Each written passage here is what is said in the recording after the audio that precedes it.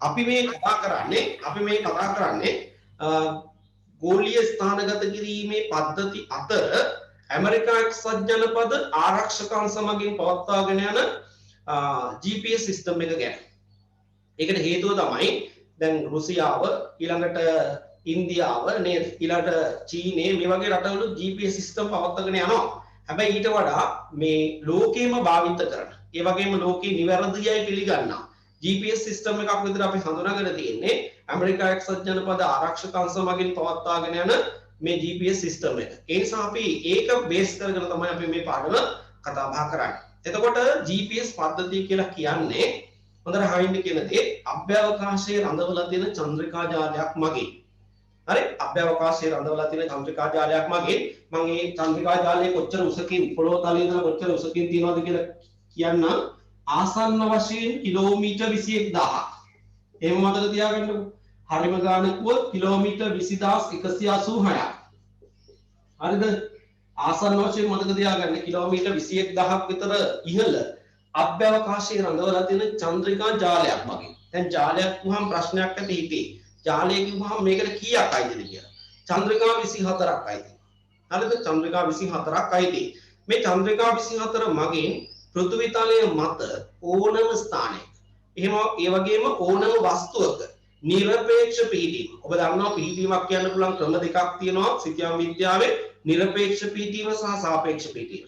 සාපේක්ෂ පිහිටීම ගැන කියනවා නම් දැන් මම මෙතන ඉන්නවා නම් මගේ සාපේක්ෂ පිහිටීම මට කියන්න පුළුවන් මට උතුරින් ඉන්න දේ හරි උතුරින් ඉන්න කෙනා හරි සම්බන්ධ කරලා. උතුරින් දකුණින් බටහිරින් නැගෙනහිරින් ඊශාන නිරිත වයමින් ඔයගේ දිශා ප්‍රධාන දිශා සහ අනු දිශා සම්බන්ධ කරගෙන යම් යම් වස්තුන් වල යම් යම් පුද්ගලයන්ගේ පිහිටීම සලකලා යම් කෙනෙක්ගේ පිහිටීමක් කියනවා නම් අපි ඒකට කියනවා සාපේක්ෂ පිහිටීම. ඒ වගේම තියෙනවා නිරපේක්ෂ පිහිටීම කියලා දෙයක්. නිරපේක්ෂ පිහිටීම කියලා කියන්නේ ඕනෑම වස්තුවක ඕනෑම ස්ථානයක අක්ෂාංශ දේශාංශ මේ වශයෙන්. අක්ෂාංශ කියලා අපි දන්නවා ආදර්ශ ගෝලීය මත ඇඳෙන තිරස් රේඛා තියෙනවා. දේශාංශ කියලා ඇඳෙන සිරස් රේඛා තියෙනවා. අන්නේ සිරස් රේඛාවල වටිනාකම් සැලකෙල්ලට අරගෙන කිසියම් ස්ථානයක පිහිටීම අපි කියනවා නම් අපි ඒකට කියන්නේ නිරපේක්ෂ පිහිටීම. එතකොට තමයි මේ GPS සිස්ටම් එක පාවිච්චි වෙන්නේ මොකටද? මෙන්න මේ පෘථිවි තලයේ මත ඕනෑම වස්තුවක ඕනෑම ස්ථානයක පිහිටීම මොන පිහිටීමද? නිරපේක්ෂ පිහිටීම. නිරපේක්ෂ පිහිටීම නිවැරදිව හඳුනා ගන්න නිර්මාණය කරගෙන තියෙන යාන්ත්‍රණයට තමයි අපි කියන්නේ GPS කියලා. එහෙම නැත්නම් ගෝලීය ස්ථානගත කිරීමේ පද්ධතිය කියලා. දැන් ඔබට මේ නිර්වචනේ කියවුණා. නමුත් ටිකක් සංකීර්ණ ඇති. එයි මම අතරමඟදී පැහැදිලි කිරීම කරගෙන මේක කිව්වේ. ඒ නිසා චුට්ටක් අහගන්න දැන් නිර්වචනේ විතරක් කියන්න හදන්නේ. අතරමඟ පැහැදිලි කිරීම මොකුත් නැහැ. හරි? අහින්න. පෘථිවි තලය මත කිසියම් වස්තුවක කිසියම් ස්ථානයක නිරපේක්ෂ පිහිටීම ලබා ගැනීම සඳහා නිර්මාණය කරගෙන ඇති යාන්ත්‍රණය GPS පද්ධතිය නමින් හැඳින්වේ. දැන් ඔබ දන්නවා අර පැහැදිලි කිරීම තුළ මොනවද තිබුණේ? මේ පද්ධතිය හදාගන්න අභ්‍යවකාශයේ රඳවලා තියෙන චන්ද්‍රිකා ජාලයක්. ඒකේ තියෙනවා චන්ද්‍රිකා 24ක් නේද? ඒ චන්ද්‍රිකා 24 ප්‍රයෝජනෙට අරගෙන තමයි පෘථිවි තලයේ මත පිට වස්තුවක එහෙම නැත්නම් ස්ථානයක නිරපේක්ෂ පිහිටීම හොයා ගැනීම කරන්නේ. එහෙනම් දැන් ඔබට යම් අවබෝධයක් ඇති මේ GPS පද්ධතිය කියන්නේ මොකක්ද කියලා. GPS කියලා කියන්නේ දැන් අහුවොත් ප්‍රශ්නයක් විදිහට විභාග පේපර් එකේ ගෝලීය ස්ථානගත කිරීමේ පද්ධතිය යන කුමක්ද පැහැදිලි කරන්න කියලා ඔබ අතෙන් ලියවෙන්න ඕන උත්තරේ මොකක්ද? අභ්‍යවකාශයේ රඳවා ඇති චන්ද්‍රිකා ජාලයක් පදනම් කරගෙන පෘථිවි තලයේ මත කිසියම් ස්ථානයක කිසියම් වස්තුවක ඇලෙරක් දාලා ලියන්න පුළුවන් කිසියම් ස්ථානයක කිසියම් වස්තුවක නිරපේක්ෂ පිහිටීම ලබා ගැනීම සඳහා නිර්මාණය කරගෙන ඇති යාන්ත්‍රණය GPS එහෙම නැත්නම් ගෝලීය ස්ථානගත කිරීමේ පද්ධතිය නමින් හැඳින්වේ. අපි එනවා ඉස්සෙල්ලා හැඳින්වීම ලියලා ඉමු. GPS කියන්නේ මොකක්ද කියලා තමයි ඉස්සෙල්ලාම තියෙන්නේ. GPS පද්ධතිය අනු කුමක්ද කියලා අහනවා. එතන ලියන්න අභ්‍යවකාශයේ රඳවා ඇති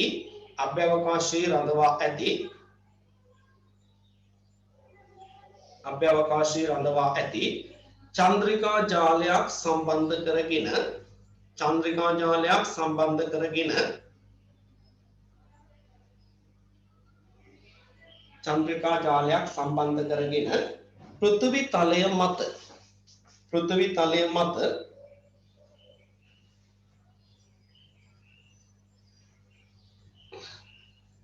පෘථිවි තලය මත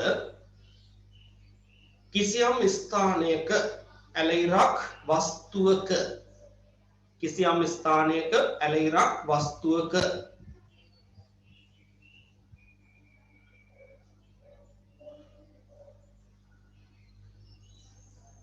නිරපේක්ෂ පිහිටීම නිවැරදිව හඳුනා ගැනීම සඳහා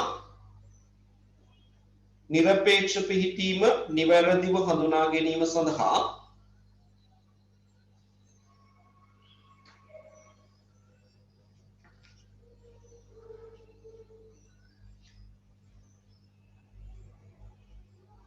නිර්මාණය කරගෙන ඇති යාන්ත්‍රණය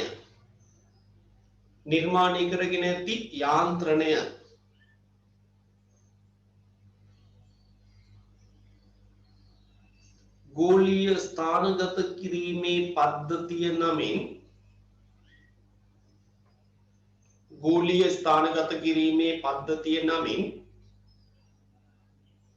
හැඳින්වේ.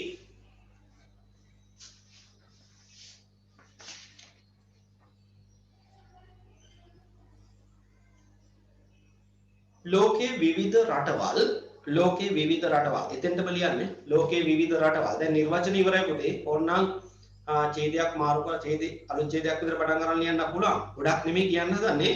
දැන් GPS systems විවිධ රටවල් ලෝකයේ පවත්වාගෙන යනවා. ඒ අතරින් අපි කතා කරන්නේ ඇමරිකා එක්සත් ජනපදයේ GPS system එක ගැන කියලා කියන්න හදන්නේ. අර කීපයක් උදාහරණ වලට වෙන්නලා දීලා අපි තෝරගෙන තියන්නේ ඇමරිකා එක්සත් ජනපද ආරක්ෂක අංශ මගින් පවත්වාගෙන යන GPS system එක ගැන තමයි කතා කරන්න කියලා කියන්න හදන්නේ. හරි. ලෝකයේ විවිධ රටවල්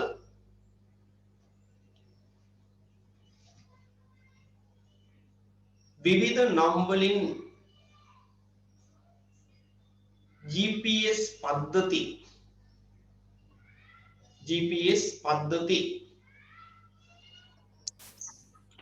ලෝකයේ විවිධ රටවල් විවිධ නම් වලින් GPS පද්ධති නිර්මාණය කරගෙන තිබේ.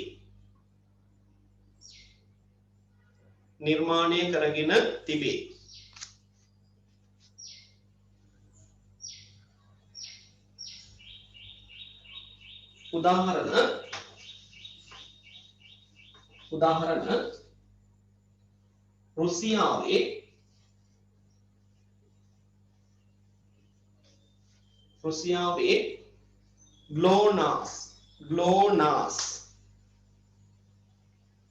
රුසියාවේ GLONASS වෙන නම තියෙනවා බෝඩ් එකේ.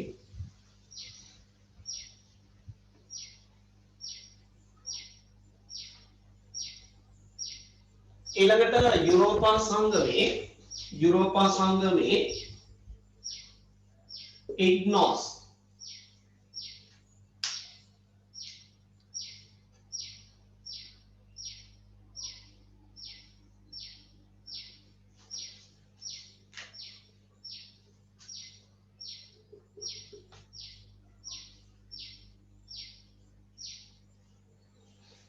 ඊළඟට චීනයේ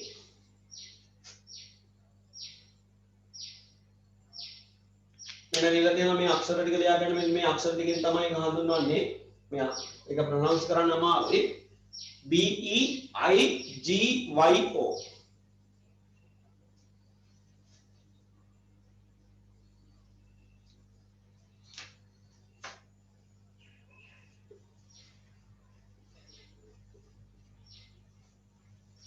ඊළඟට ඉන්දියාවේ ගගන් GAGAN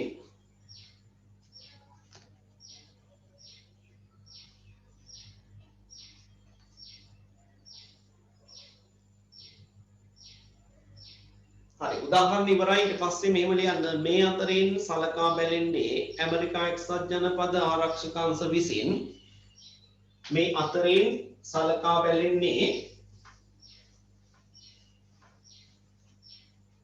මේ අතරින් සලකා බැලෙන්නේ ඇමරිකා එක්සත් ජනපද ආරක්ෂක අංශ මගින්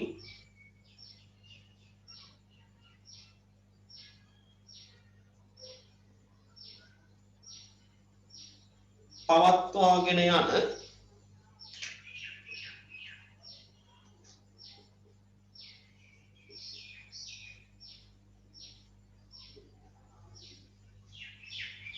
NavStar NAVSTAR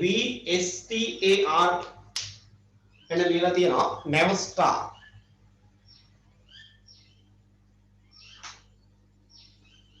නමින් හැඳින්වෙන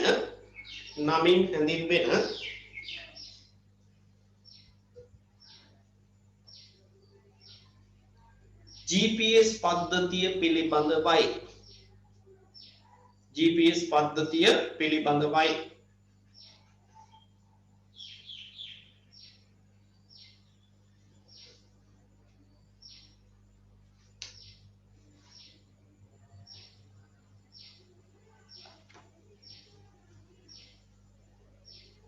හොඳයි දැන් එහෙනම් ඔබ දන්නවා ලෝකයේ විවිධ රටවල් එකතු වෙලා මේ GPS පද්ධති නිර්මාණය කරගෙන තියෙනවා. ඒගොල්ලෝ ඒ පද්ධති වලට විවිධ නම් දීලා තියෙනවා. නේද? මේ පද්ධති ඔක්කොම පිළිබඳව නෙමෙයි අපි කතා කරන්නේ. හැබැයි මේවා යාන්ත්‍රණය හොයලා බැලුවොත් මේවා ක්‍රියාකාරීත්වය හොයලා බැලුවොත් බොහෝ විට සමානයි. නේද? සමානයි. නම් වලින් විවිධ වුණාට ක්‍රියාකාරීත්වයෙන් ගත්තාම සමානයි.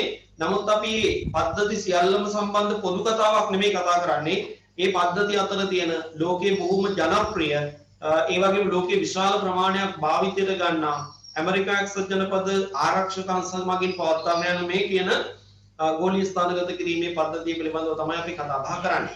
එතකොට ළමයි මේ ඇමරිකා එක්සත් ජනපද ආරක්ෂක අංශ මගින් මේ පවත්වාගෙන යන මේ GPS සිස්ටම් එක ආරම්භ කරන්නේ 1970 දශකයේ. 70 දශකයේ. හරිද? මේ 1970 දශකයේ මේ ආරම්භ කරන GPS පද්ධතිය සඳහා මේගොල්ලෝ චන්ද්‍රිකා 24ක් කක්ෂගත කරලා තියෙනවා. චන්ද්‍රිකා 24ක් කක්ෂගත කරලා තියෙනවා. දැන් ඔයගොල්ලෝ දන්නවා මේවා කොච්චර උස මට්ටමකින් ස්ථානගත කරලා තියෙනවද කියලා. මම කිව්වා කිලෝමීටර් 20186. ආසන්න වශයෙන් කිව්වොත් කිලෝමීටර් 21000ක් විතර ඉහළින් තමයි මේවා රඳවලා තියෙන්නේ. එතකොට තමයි මේ චන්ද්‍රිකා 24 පෘථිවිය වටා කක්ෂතල ඒ කියන්නේ පුතේ ගමන්පත. හරි මේ පෘථිවිය නම් මේ පෘථිවිය වටා මෙන්න මේ වගේ එකිනෙකට වෙනස් වෙච්ච ගමන්පත 6ක ගමන් කරනවා. හරි ගමන් කරනවා. දැන් මම ඔයාලට ඊළඟ වීඩියෝ ක්ලිප් එකක් පෙන්නනවා මේවා ක්‍රියාත්මක වෙන්නේ කොහොමද කියලා. එතකොට චන්ද්‍රිකා 24ක් අවශ්‍යයි මේ පද්ධතිය පවත්වාගෙන යන්න. මේ චන්ද්‍රිකා 24 ගමන් කරනවා කියන්නේ ගමන්පත කීයකද? 6ක. පෘථිවිය වටා ක්‍රියාත්මක වෙන්නේ ගමන්පත 6ක. එතකොට මේ එක ගමන්පතේ කීයක් තියෙනවද චන්ද්‍රිකා? 4යි තියෙන්නේ. නේද? චන්ද්‍රිකා 4ක් තියෙනවා.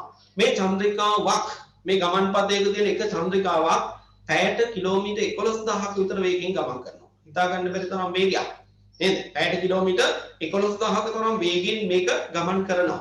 ගමන් කරමින් පෘථිවිය වටා මේක ගමන්පතයක යන චන්ද්‍රිකාවක් පෘථිවිය වටා යනවා පැය 24ක කාලයක් තුල දෙවතාවක්.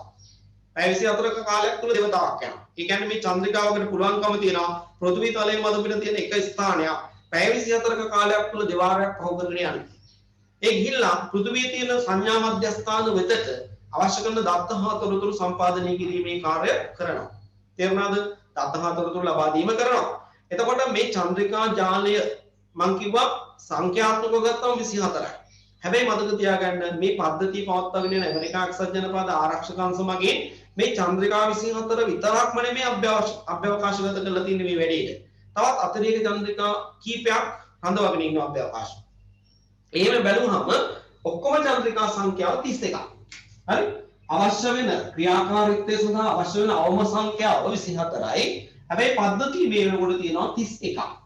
ඇයි මේ අතිරේක ප්‍රමාණයක් තියාගෙන ඉන්නේ? 7ක් තියෙනවනේ වැඩිපුර. නේද? අතිරේක චන්ද්‍රිකා 7ක් තියෙනවා. මේ අතිරේක චන්ද්‍රිකා 7 පවත්වාගෙන යන්නේ මේ සිස්ටම් එකේ. මේක ක්‍රියාත්මක වෙන්න ක්‍රියාකාරී තත්ත්වෙට එන්න 24ක් අවශ්‍යයි. එක කක්ෂතලයකට 4 බැගින් කක්ෂතල 6ට 24ක් ඕනේ. හැබැයි කිසියම් හේතුවක් නිසා අපි හිතමුකෝ මේක චන්ද්‍රිකාවකට මොන හරි කාර්මික දෝෂයකට ලක් වෙන්න සිද්ධ වෙනවා. මේ කාර්මික දෝෂයකට ලක් වෙන්න සිද්ධ වුණොත් පද්ධතිය අක්‍රිය වෙනවනේ, අකර්මණ්‍ය වෙනවනේ. මේ අකර්මණ්‍ය වීම වළක්වාගෙන පද්ධතිය අඛණ්ඩ ක්‍රියාකාරීත්වය පවත්වාගෙන යන්න තමයි මේ අතිරේක චන්ද්‍රිකා 7ක් ස්ථානගත කරගෙන තියෙන අභ්‍යවකාශය. ඒ කියන්නේ එකක් මොකක් හරි ගැටලුවකට මුහුණ පෑවොත් එයා රිප්ලේස් කරලා අයින් කරලා ඒ වෙනුවට කෙනෙක් යොදවන්න අභ්‍යවකාශය අතිරේක 7ක් තියාගෙන ඉන්නවා. හරිද? එතකොට එහෙමයි මේ පද්ධතිය ක්‍රියාත්මක වෙන්නේ. ඒතර ළමයි මම කිව්වා මේ පද්ධතිය ආරම්භ කරන්නේ ඇමරිකා එක්සත් ජනපදයේ 1970 දශකයේ. 1973 තමයි මුල් සාකච්ඡා සිද්ධ වෙලා මේ කටයුතු ආරම්භ වෙන්නේ. එතකොට මේගොල්ලෝ මහා විශාල ධන ස්කන්ධයක් මේකට යොමු කළා. වැය කළා. හරි?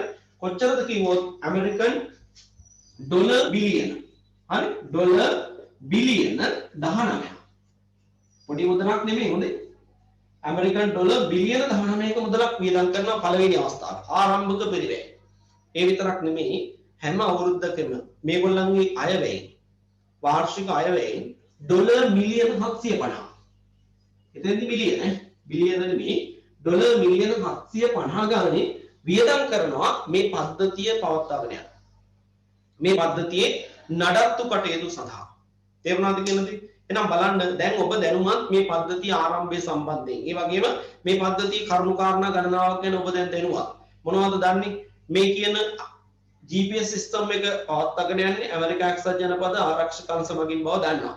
පද්ධතිය ආරම්භ කරා කියන්නේ 70 දශකයේ. මුල් කතා බහ ආරම්භ වෙනවා කියන්නේ 1973. ඊට පස්සේ චන්ද්‍රිකා 24ක් පද්ධතිය ක්‍රියාකාරීත්වයට අවශ්‍ය බව දන්නවා. ඊළඟට අතිරේක චන්ද්‍රිකා 7ක් අභ්‍යවකාශයේ රඳවගෙන ඉන්නවා දන්නවා. ඇයි කියලා අහුවොත් ඒකට හේතුවක් දන්නවා. අර 24 අවශ්‍ය වෙන ක්‍රියාකාරීත්වයට යම් චන්ද්‍රිකාවකට කාර්මික දෝෂයක් ඇති වුණොත් ඒ වෙනුවෙන් යොදවන්න තමයි අතිරේක 7ක් අභ්‍යවකාශයේ රඳවගෙන ඉන්නේ. ඊළඟට කිව්වා පද්ධතිය ආරම්භ කරන්න ඩොලර් බිලියන 19ක මුදලක් වියදම් කරලා තියෙනවා. ඒ වගේම තමයි හැම අවුරුද්දකම මේ පද්ධතිය නඩත්තු කටයුතු සඳහා ඩොලර් මිලියන 750ක් ඒගොල්ලෝ වැය කරන්න සූදානමින් කටයුතු කරනවා. නේද? වැය කරන්න සූදානමින් ඉන්නවා. ඇමරිකාවට සල්ලි ඔච්චර කොහෙන්ද දානවා? සල්ලි නැතුව ඇමරිකාවට නේද? ලෝක බලවතා. නේද? තෙල් සම්පත් තියෙනවා, රත්තරන් නිදි තියෙනවා, යපස් නිදි තියෙනවා, යකඩා වාණී කර්මාන්තය කරගෙන යනවා, මෝටර කර්මාන්තය කරගෙන යනවා. නේද? ඒ වගේ දේවල් සම්පත් සම්භාරයක් හිමි කාර්මික සංවර්ධනයෙන් ඉදිරියටම ආපු රටක් විදියට ගත්තාම සල්ලි තියෙන ඕනි තරම්. නේද? අතිරික්ත ධනය යලි යලිත් ආයෝජනය කිරීමේ හැකියාව මේගොල්ලන්ට තියෙනවා. අපිට වගේ නෙමෙයි. කාලික දූරදර්ශී රට ගැන හිතලා වැඩ කරලා තියෙනවා. අපේ ඒක මොකද කරලා තියෙන්නේ? අවුරුදු 73ක් වෙනවා නිදහස ලැබලා. නේද? නිදහස ලැබලා අභිමානවත් 73 වන නිදහස් සමරුව කියලා නේද? ආචාර වෙඩිමුරෙන් පත්තු කරලා වැඩේ කළාට රට වටේ ලෝක වටේම යනවා හිඟා. නේද? හිඟා කාගෙන ඇවිල්ලා 5000 ගානේ බෙදනවා මේ. හිඟන්න බෝ කරන්නේ.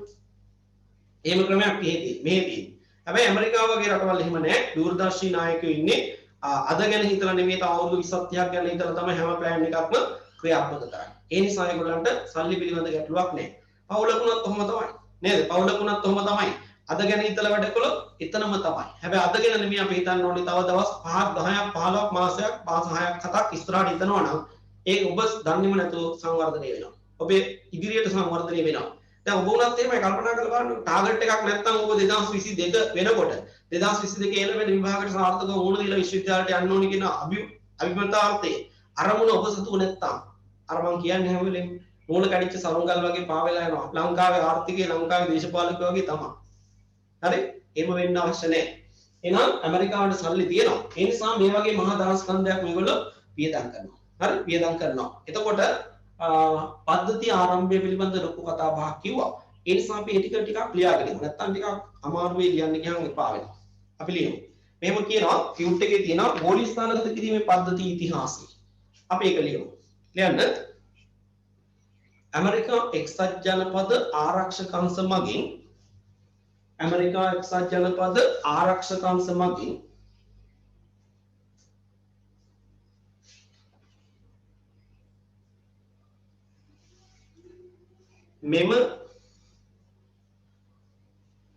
මෙන්න මේ නම ලියන්න පුතේ මෙම නැව්ස්ටාර් නමින් හඳුන්වන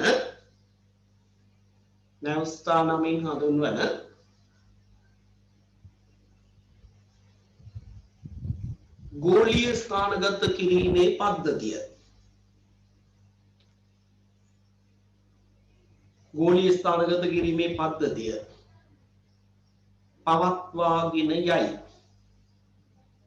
පවත්වාගෙන යයි.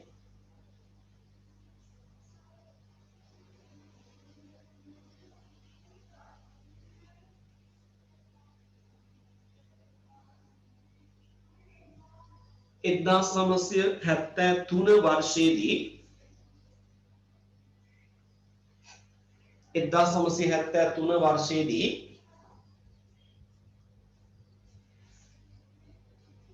GPS පද්ධතිය නිර්මාණය කිරීම සඳහා වූ GPS පද්ධතිය නිර්මාණය කිරීම සඳහා වූ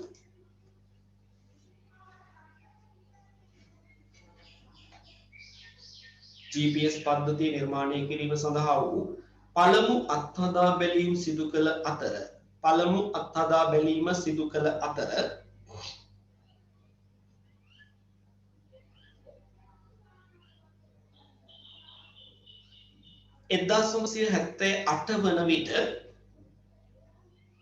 1978 වන විට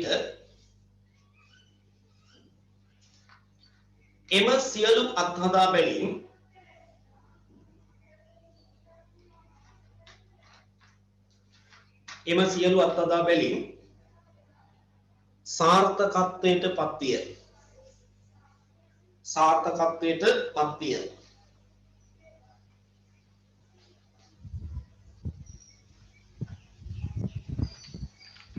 1978 සිට 1985 දක්වා 1978 සිට 1985 දක්වා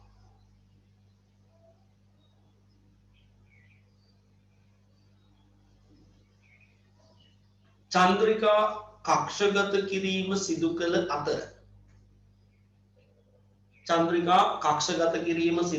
අතර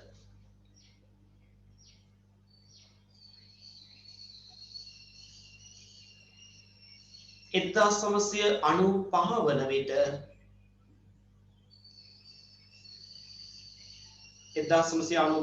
විට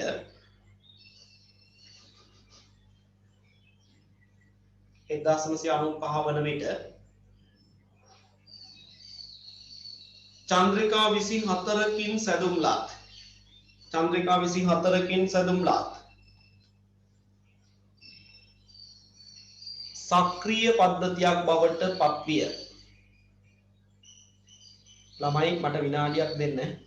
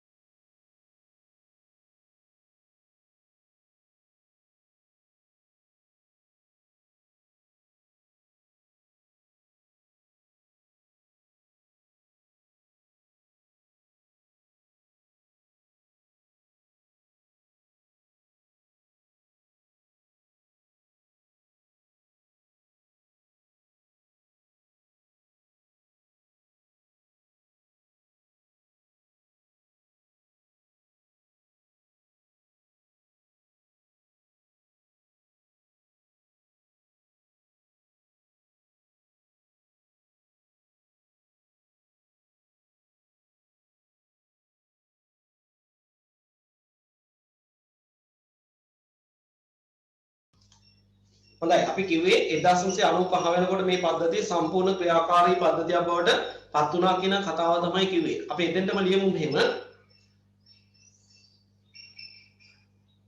අභ්‍යවකාශගත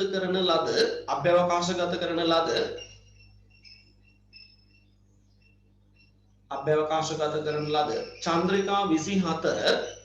චන්ද්‍රිකා 24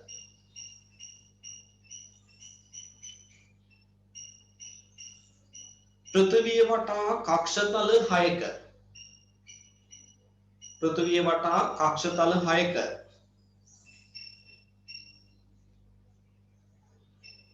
ගමන් කරන අතර පෘථිවිය වටා කක්ෂතල 6ක ගමන් කරන අතර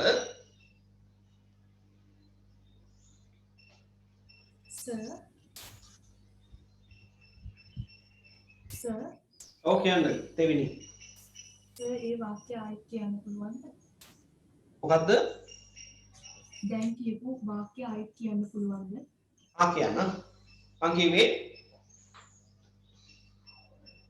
අභ්‍යවකාශගත කරන ලද චන්ද්‍රිකා 24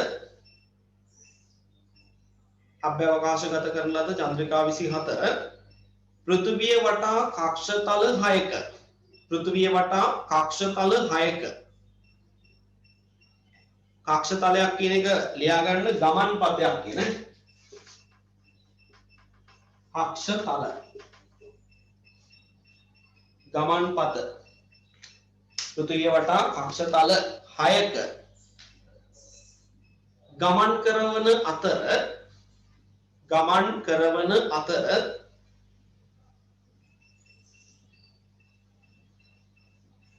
එක් කක්ෂතලයක චන්ද්‍රිකා 4ක්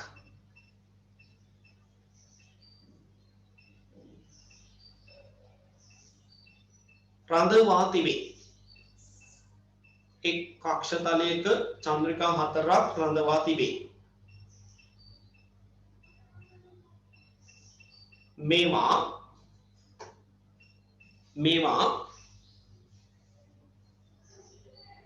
පොළොතලයේ සිට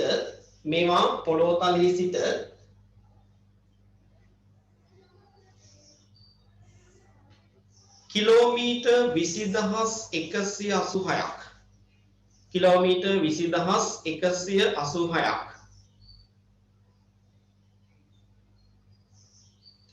20186 උසින් රඳවා ඇත.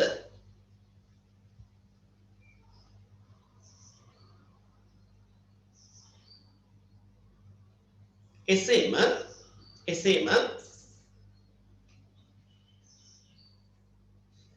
සෑම චන්ද්‍රිකාවක්ම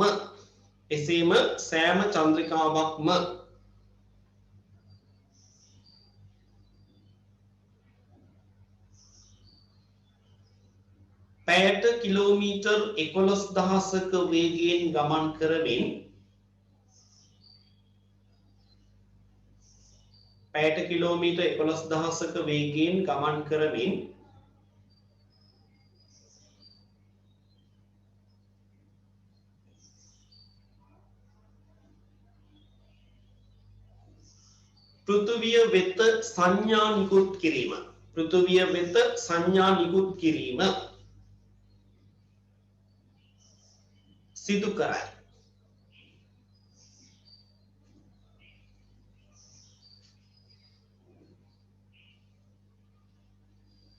පෘථිවිය වෙත සංඥා නිකුත් කිරීම සිදු කරයි. සෑම චන්ද්‍රිකාවක්ම පෘථිවිය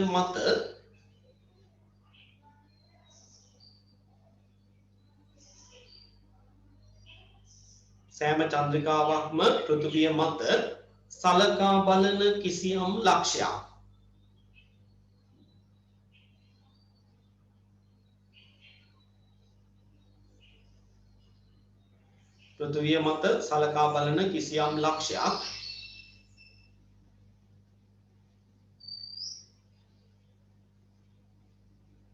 කමාවක් දාන්න දෙන්න කිසියම් ලක්ෂයක් පැය 24ක කාලයක් තුල දෙවතාවක් පසු කර යමින් පැය 24ක කාලයක් තුල දේවතාවක් පසු කර යමින්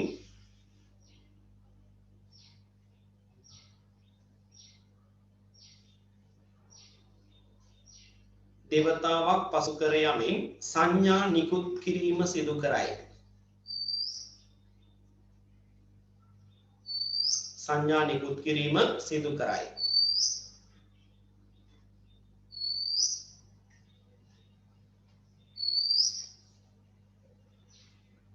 අලුත් ඡේදක ලියන්න. ඇමරිකා එක්සත් ජනපදය ඇමරිකා එක්සත් ජනපදය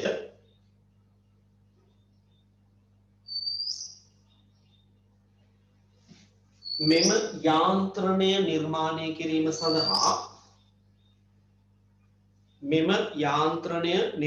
කිරීම සඳහා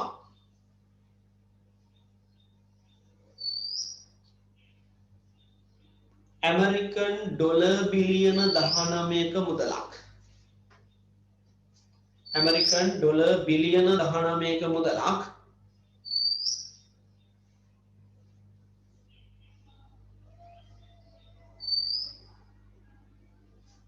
ආරම්භක පිරිවැය වශයෙන් යොදවා ඇති අතර ඇමරිකන් ඩොලර් බිලියන 19ක මුදලක් ආරම්භක පිරිවැය වශයෙන් යොදවා ඇති අතර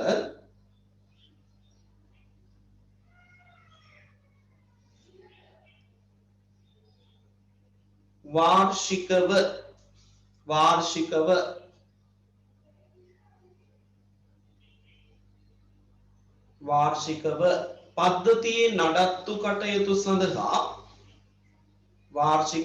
පද්ධතියේ නඩත්තු කටයුතු සඳහා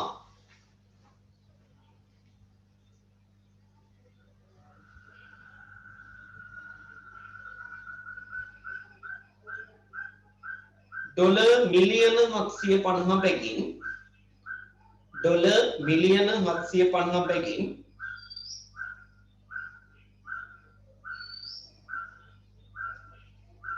වියදම් කරනු ලබයි. නැත්නම් වියදම් කිරීම සිදු වේ.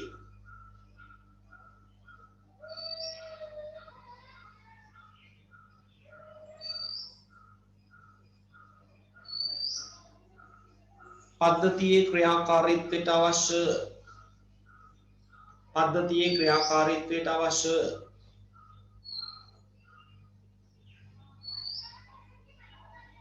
අවම චන්ද්‍රිකා සංඛ්‍යාව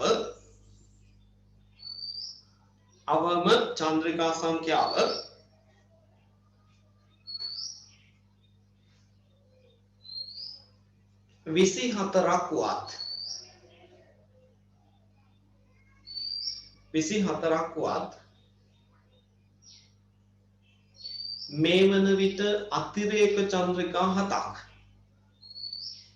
මේ වන විට අතිරේක චන්ද්‍රිකා 7ක්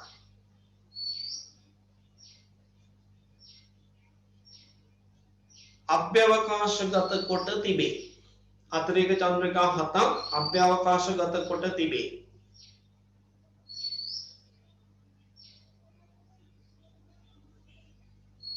ඊට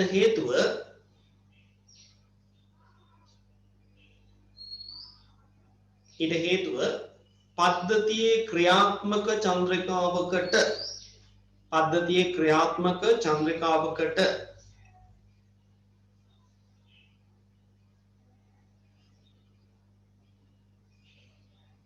කිසියම් වූ කාර්මික දෝෂයකට ලක්වීමට සිදු වුවහොත් ක්‍රියාත්මක චන්ද්‍රිකාවකට කිසියම් වූ කාර්මික දෝෂයකට ලක්වීමට සිදු වුවහොත්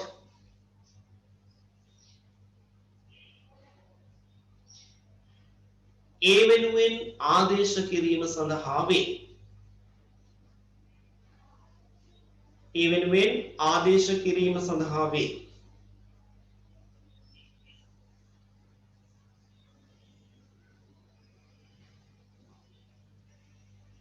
හොඳයි ළමයි දැන් ඔය අපි කතා බහ කරපු ටික තමයි ඔය ලියාගත්තේ පද්ධතිය සම්බන්ධයෙන් ඉතිහාසය සම්බන්ධයෙන් ඒ වගේම තවත් වැදගත් කාරණා කීපයක් තියෙනවා කතා කරන්න.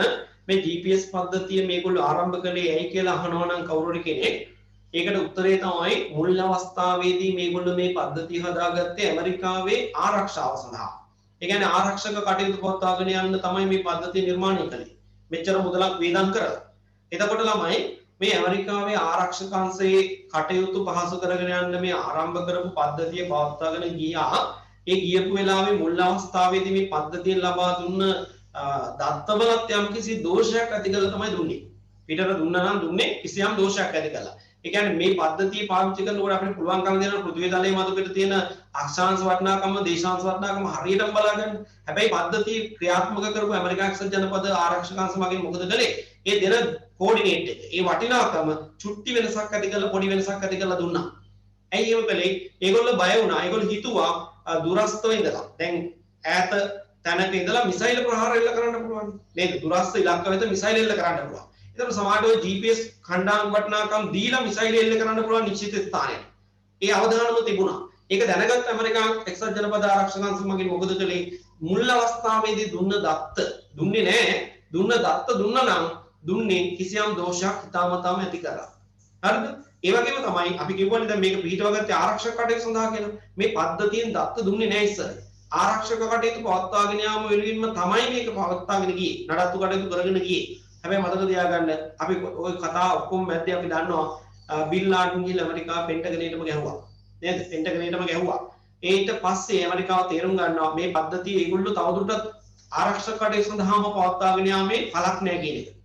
නේද? තේරුමක් නැහැ කියන එක ඒගොල්ලෝ අවබෝධ කරගන්නවා. මේගොල්ලෝ මොකද කරන්නේ? මේගොල්ලෝ මේ පද්ධතිය ඊට පස්සේ මුල් අවස්ථාවේ ආරක්ෂක කටයුතු සඳහා යොදාගත්තා වුණාට මේ පද්ධතිය පස්සේදී මේගොල්ලෝ සිවිල් කටයුතු සඳහා දත්ත ලබා දෙන පද්ධතියක් බවට පරිවර්තනය කරනවා. හරි? පරිවර්තනය කරනවා. ඒ 1993 දී. හරි? 1993 දී ආරක්ෂක කටයුතු වලට වගේම සිවිල් කටයුතු සඳහා දත්ත ලබා දෙන පද්ධතියක් බවට පත් කළා. හරි? පත් කළා විතරක් නෙමෙයි මේගොල්ලෝ මේ පද්ධතිය ඊට පස්සේ නොමිලේ දත්ත ලබා දෙන. ඒ කියන්නේ මේ පද්ධතියෙන් දත්ත ගත්තා කියලා කවුරුත් සල්ලි ගන්නේ නැහැ. හැබැයි මතක තියාගන්න ඕනේ පද්ධතියෙන් දත්ත ගන්න අවශ්‍ය කරන උපකරණයක් තියෙනවානේ GPS රිසීවර් එකක්. ඒවත් අපි කියන GPS ග්‍රාහකයා පරිශීලක උපකරණයක්. ඒ පරිශීලක උපකරණය අපි සල්ලි දීලා ගන්න ඕනේ. ඒක අපි සල්ලි දීලා ගත්තොත් පද්ධතියෙන් දත්ත ගන්න කිසි විටකත් අපෙන් සල්ලි ගන්නේ නැහැ. මුදල් නැති කිරීමක් නැහැ නේ උඹේ තමයි දත්ත ටික හම්බ වෙන්නේ. එතකොට මෙන්න මේ වැඩේ මේ දත්ත ලබා දීමේ කාර්යය ඇත්තටම මේක 100%ක්ම ගෙවීම් වලින් තොර සේවාවක් බවට පත් කළා. හරි? අන්න ඒකත් අපිට වැදගත් කාරණයක්. මම දිනවක් වවන් සඳහන් කරන්න ඒ නෝට් එක තමයි ඊළඟට ලියන්න තියෙන උතනේ. අලුත් ඡේදයක පටන් ගන්න. ලියන්න.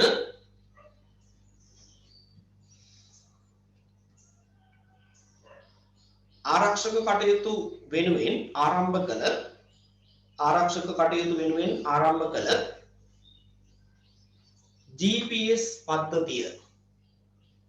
GPS පද්ධතිය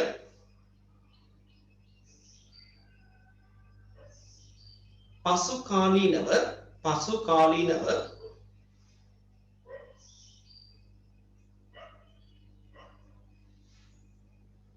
1993 සිවිල් කටයුතු සඳහාද දත්ත ලබා දෙන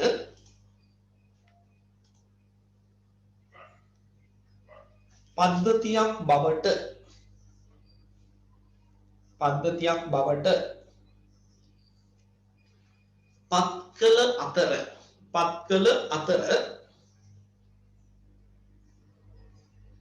1993 දෙසැම්බර් 8 වන දින සිට 1993 දෙසැම්බර් 8 වන දින සිට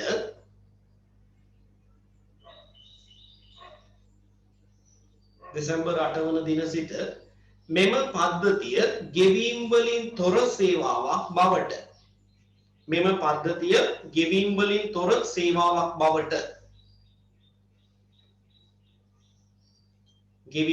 තොර සේවාවක් බවට පත්කොට තිබේ.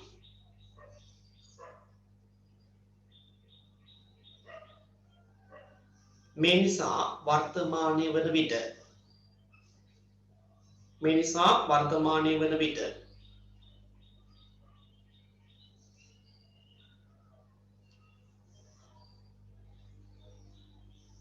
GPS පද්ධතිය විවිධ විශේෂ ශේෂ්ත්‍රයන් තුල GPS පද්ධතිය විවිධ විශේෂ ශේෂ්ත්‍රයන් තුල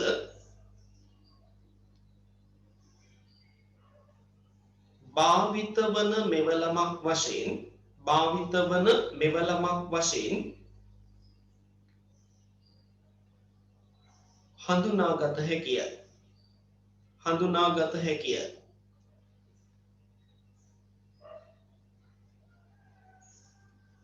දැන් ඔබ GPS පද්ධතිය නිර්වචනය කරන්න දන්නවා. නිර්මාණයේ ආරම්භය විකාශනය ඔය කියන අවස්ථා ටික දන්නවා. නේද? මොකක්ද GPS කියලා කියන්නේ? අභ්‍යවකාශයේ රඳවන ලද චන්ද්‍රිකා ජාලයක් ප්‍රයෝජනයටගෙන පෘථිවි තලය මත නිශ්චිත ස්ථානයක එහෙම නැත්නම් නිශ්චිත වස්තුවක නිරපේක්ෂ පිහිටීම ලබා ගන්න නිර්මාණය කරගෙන තියෙන යාන්ත්‍රණයට තමයි කියන්නේ GPS කියලා. නේද? GPS මේ රටවල් විවිධ නම් වලින් හඳුන්වන GPS පද්ධති පවත්වාගෙන යනවා. නමුත් ලෝකයේ ජනප්‍රියම පද්ධතිය පවත්වාගෙන යන්නේ ඇමරිකා එක්සත් ජනපද ආරක්ෂක අංශ මගින්. ඒගොල්ලෝ මේ පද්ධතිය ආරම්භ කරලා තියෙන්නේ කොහොමද? කවද්ද? ඊළඟට චන්ද්‍රිකා කීයක් තියනවද? ඒවා කොච්චර වේගෙන් ගමන් කරනවද? කොච්චර උසකින් යනවද? ওই කතා ඔක්කොම දන්නවා දැන්. නේද? අපි මේ විකාශනය ගැන ඉතිහාසය ගැන කතා ඉවර කළා. මේ පද්ධතිය ක්‍රියාත්මක වෙන්නේ කොහොමද කියලා ඊළඟට බලන්න හදන්නේ. මේකේ යාන්ත්‍රණය කොහොමද කියලා බලන්න හදන්නේ. දැන් ඔබ මේ වෙනකොටත් දන්නවා මේ පද්ධතිය එක අංශයක් ගැන. නේද? පෘථිවි තලයෙන් බැහැර අභ්‍යවකාශයේ කිලෝමීටර් 21000ක් විතර ඈතින් චන්ද්‍රිකා 24ක් පෘථිවිය වටා ගමන් කරනවා. නේද? ගමන් පත කීයකද? 6ක. එක ගමන් පතයක චන්ද්‍රිකා කීයක් තියෙනවද? 4ක් තියෙනවා. එක චන්ද්‍රිකාවක් කොච්චර වේගෙන් යනවද? පැයට කිලෝමීටර් 11000ක වේගෙන් යනවා. පැය 24ක කාලයක් තුල මේ චන්ද්‍රිකාව පොළොව තලයේ මත පිටින් යම් ස්ථානයක් පහු කරගෙන දෙපාරක් යනවා. නේද? දෙවතාවක් යනවා. ඔය විදිහ තමයි මේ ජාලය ක්‍රියාත්මක වෙන්නේ. එතකොට ඔය අභ්‍යවකාශයේ තියෙන චන්ද්‍රිකා ජාලය මෙහෙවන්නේ කවුද? මෙහෙවන්නේ ඇමරිකා එක්සත් ජනපද ආරක්ෂක අංශ මගින්. එතකොට මේ පෘථිවිය කියන්නේ ගෝලාකාර වස්තුවක්. නේද? කල්පනා කරලා බලන්න මේ පෘථිවිය කියන ගෝලාකාර වස්තුව වටේ නම් මේ චන්ද්‍රිකා ජාලය මේ විදිහට සැරිසරන්නේ, ගමන් කරන්නේ. එතකොට පෘථිවි තලයේ තියෙන එක ප්‍රධාන පාලක මධ්‍යස්ථානකින් මේක ඔක්කොම කන්ට්‍රෝල් කරන්න පුළුවන්. පොඩ්ඩක් හිතලා බලන්න. පෘථිවිය ගෝලාකාර වස්තුවක්. ඒ වටා නම් මේ චන්ද්‍රිකා ජාලය ගමන් කරන්නේ, ක්‍රියාත්මක වෙන්නේ. මේ චන්ද්‍රිකා ටික ක්‍රියාත්මක වෙන්නේ එක සෙන්ටර් එකකින්, එක මධ්‍යස්ථානයකින් පුළුවන්ද මේ අභ්‍යවකාශ වටේම ගමන් කරන්න, මේ පෘථිවිය වටේ අභ්‍යවකාශය තුල සැරිසරන චන්ද්‍රිකා 24ම කන්ට්‍රෝල් කරන්න පුළුවන්ද? බෑ. නේද? ප්‍රධාන පාලක මධ්‍යස්ථානයක් පොළවේ තියෙනවා. හරි, පොළවේ තියෙනවා. ඇමරිකා එක්සත් ජනපදයේ කොලරාඩෝ කියන ස්ථානයේ තමයි මේ ප්‍රධාන පාලක මධ්‍යස්ථානයේ තියෙන්නේ ළමයි. එතකොට ඒ පද්ධතිය පාලනය කරන්නේ මේ සෙන්ටර් එකට බැරි නිසා, තනියෙන් බැරි නිසා මේ මොකද කරලා තියෙන්නේ? ඒ ප්‍රධාන පාලක මධ්‍යස්ථානයත් එක්ක සම්බන්ධතාව ඇතිවන ආකාරයට පෘථිවිය වටා ස්ථාන 16ක මොනිටර් ස්ටේෂන්ස්, ඒ කියන්නේ නිරීක්ෂණ මධ්‍යස්ථාන සහ ඇන්ටනා පද්ධති සවි කරලා තියෙනවා. හරි, ඇන්ටනා පද්ධති සවි කරලා තියෙනවා. එතකොට අපි ওই නිරීක්ෂණ මධ්‍යස්ථාන 16 මොනවද කියලා ඉගෙන ගන්නේ නැහැ. පෘථිවිය වටේ තියෙන ප්‍රධාන මධ්‍යස්ථාන කීපයක් පිළිබඳව කතා කරනවා. එක මධ්‍යස්ථානයක් තමයි හවායි දූපත්වල පිහිටවලා තියෙනවා. හවායි දූපත්වල පිහිටවලා තියෙන නිරීක්ෂණ මධ්‍යස්ථානය. ඊළඟ දෙවෙනි එක තමයි ඇට්ලන්ටික් සාගරයේ පිහිටවලා තියෙනවා ඇසෙන්ෂන් දූපත්වල. ඇසෙන්ෂන් දූපත්වල තියෙන තවත් මධ්‍යස්ථානයක්. ඊළඟ ඉන්දියන් සාගරයේ තියෙනවා. ඉන්දියන් සාගරයේ දියාගෝ ගාසියා කියන දූපත්වල මේ නිරීක්ෂණ මධ්‍යස්ථානයක්, මොනිටර් ස්ටේෂන් එකක් පිහිටවලා තියෙනවා. ඒ වගේම තමයි පැසිෆික් සාගරයේ ක්වාඩ්ලින් කියන දූපත්වල තියෙනවා. මෙන්න මේ විදිහට. දැන් ওই වගේ ස්ථාන තව තියෙනවා ඔක්කොම 16ක්. නේද? ওই 16න් කීපයක් ඔය කිව්වේ. හරි? ඔය කියන ස්ථාන 16 මොනිටර් ස්ටේෂන්ස් පවත්වාගෙන යමින් ප්‍රධාන පාලක මධ්‍යස්ථානයේ අවශ්‍ය සංඥා ඒ දැන් වලට දීලා අර පෘථිවිය වටා ක්‍රියාත්මක වන අභ්‍යවකාශයේ ක්‍රියාත්මක වන චන්ද්‍රිකා ජාලය මෙහෙයවීම කරනවා. කරලා තමයි අර නිරීක්ෂණ මධ්‍යස්ථාන වලට හරි ප්‍රධාන පාලක මධ්‍යස්ථානට හරි චන්ද්‍රිකා ජාලයෙන් අවශ්‍ය කරන තොරතුරු ගෙන්වා ගැනීම කරන්නේ. ඒ වගේම තමයි පෘථිවි තලයේ මත පිට තියෙන ඕනෑම ග්‍රාහකයකට දත්තහ තොරතුරු ලබා දීම කරන්නේ හරහා. එහෙනම් ඔන්න බලන්න මේ සිස්ටම් එක ක්‍රියාත්මක වෙන්න අවශ්‍ය කරන සංරචක දෙකක් ඔබ දන්නවා. මොකද්ද? අභ්‍යවකාශයේ තියෙන චන්ද්‍රිකා ජාලය අවශ්‍යයි. ඊළඟට ඔබ දන්නවා ඒ ජාලයක ක්‍රියාත්මක කරන්න, ඒක හැන්ඩල් කරන්න පොළොව තලයේ මත පිට තියෙන සෙන්ටර්ස් ගණනාවක් පිටවල. ප්‍රධාන පාලක මධ්‍යස්ථානයේ ඇතුළු අපි ඒකට කියනවා කන්ට්‍රෝල් පාලක උපාංග කොටස. නේද? පාලක උපාංග කොටස. ඒතර අභ්‍යවකාශයේ තියෙන අභ්‍යවකාශ උපාංග කොටසක්, ඒකටයි තියෙන චන්ද්‍රිකා 24. ඒ ටික හැන්ඩල් කරන්න, ඒ ටික මේන්ටේන් කරන්න පොළොව තලයේ මත පිට තියෙන මධ්‍යස්ථාන ගණනාවකින් ඒ ටිකට පොදු නමක් අපි කියනවා පාලක මධ්‍යස්ථාන. හරි, දෙකක් හම්බුණා. ඒ වගේම තමයි ඔය පද්ධතියෙන් අපි දත්ත ගන්නකොට පාවිච්චි කරන කුඩා උපකරණයක්, ෆෝන් එක වගේ නේද? පුංචි උපකරණයක් පාවිච්චි කරනවා. අන්නේ පුංචි උපකරණයට අපි කියනවා ග්‍රාහකයා. එහෙම නැත්නම් පරිශීලකයා. එහෙනම් ඔන්න බලන්න මේ GPS සිස්ටම් එක ක්‍රියාත්මක වෙන්නේ සංරචක තුනකින්. මොනවාද සංරචක තුන? අභ්‍යවකාශ උපාංග ටිකක් තියෙනවා. ඒකට සම්පූර්ණයෙන් අයිති වෙන්නේ චන්ද්‍රිකා ටිකමයි. හරි? ඊළඟට පොළොව තලයේ මැද තියෙනවා පාලක උපාංග ටික. පාලක කොටසක්. ඊළඟට දත්ත ලබා ගන්න ග්‍රාහක උපාංග දෙනවා. එහෙනම් ඔන්න බලන්න GPS සිස්ටම් එක ඇතුළේ තියෙන සංරචක තුන කවුද? අභ්‍යවකාශ කොටස, පාලක උපාංග කොටස සහ ග්‍රාහක නැත්නම් පරිශීලක උපාංග කොටස. නේද? ඔන්නේ තුනෙන් තමයි මේක හැදිලා තියෙන්නේ. මම ඔබට පොඩි වීඩියෝ ක්ලිප් එකක් පෙන්නනවා. මේක පිළිබඳව යම් අවබෝධයක් ගන්න පුළුවන්. ඒක බලන්න. මේක මේ ටිකක් දිග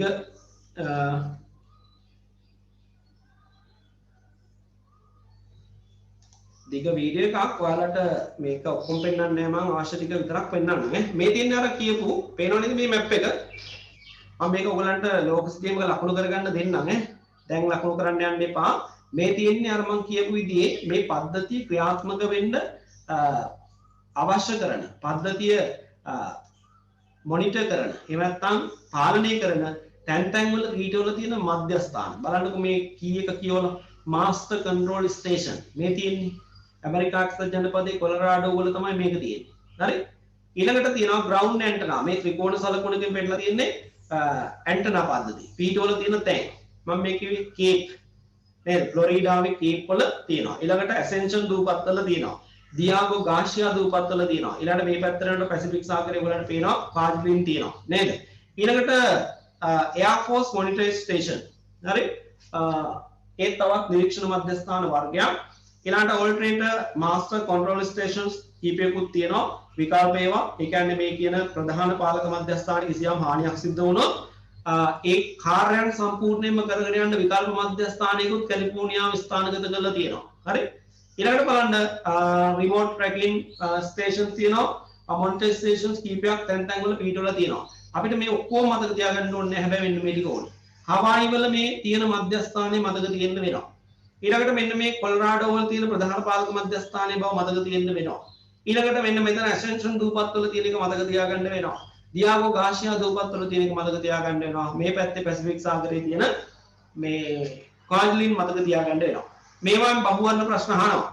අහන්නේ මෙන්න මේමයි GPS පද්ධතිය පාලනය කිරීම සඳහා නිරීක්ෂණ මධ්‍යස්ථානයක් එහෙම නැත්නම් ඇන්ටනා පද්ධතියක් ස්ථානගත කරලා තියෙන ඇට්ලන්ටික් සාගරයේ දූපත මොකක්ද කියලා අහයි.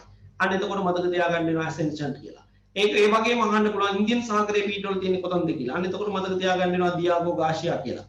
පැසිෆික් සාගරේ නැගෙනහිර පැත්තේ සහ බටහිර පැත්තේ කොහෙද තියෙන්නේ කියලා අහයි. එතකොට මතක තියෙන්න වෙනවා හවායි සහ කාර්ඩ්ලින් බව. ඊළඟට ප්‍රධාන පාලක මධ්‍යස්ථානයේ කියන නිතර අහනවා අන්න එතකොට මතක තියෙන්න ඕනි මෙන්න මේ කොලරාඩෝ වල කියන එක. ඒ වගේම තමයි මෙන්න මේක මෙතෙක් අහලා නැහැ.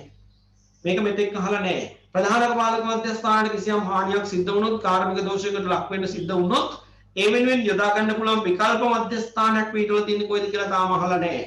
ඒ නිසා මතක තියාගන්න කැලිෆෝනියාවේ තමයි මේ ස්ථානය විකල්ප මධ්‍යස්ථානයේ ප්‍රධාන පාලක මධ්‍යස්ථානයේ පිටවල තියෙන කෙනත් මතක තියාගන්න වෙනවා ඈ. දැන් ඔය කිව්වේ අතිරේක කරුණු ටික. දැන් මම කිව්වේ මම වීඩියෝ ක්ලිප් එකක් පෙන්නනවා කියලානේ නේද? හරි. අපි ඒක චුට්ටක් බලමු. මේ බලන්නකෝ. පේනව නේද ළමයි? බලන්න මේ පෘථිවිය වටා මේ චන්ද්‍රිකා ජාලයේ ක්‍රියාත්මක වෙන ආකාරය තමයි මේ ආකෘතියක් ඔයගලන්ට පෙන්නන්නේ.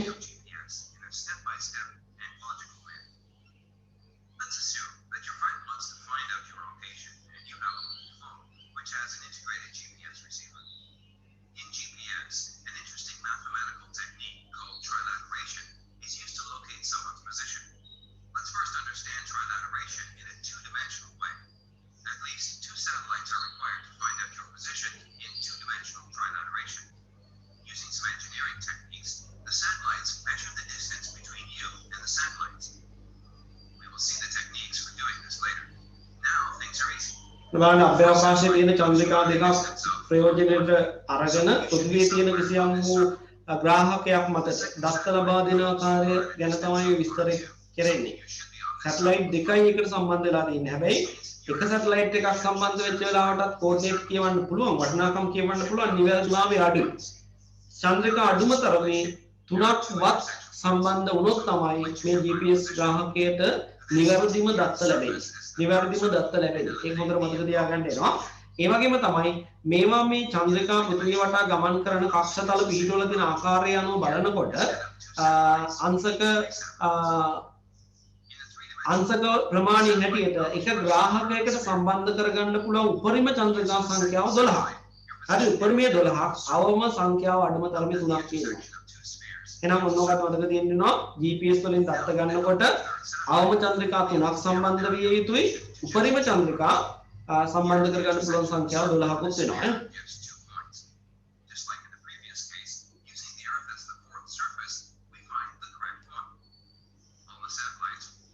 හරි මේ බලන්නකෝ.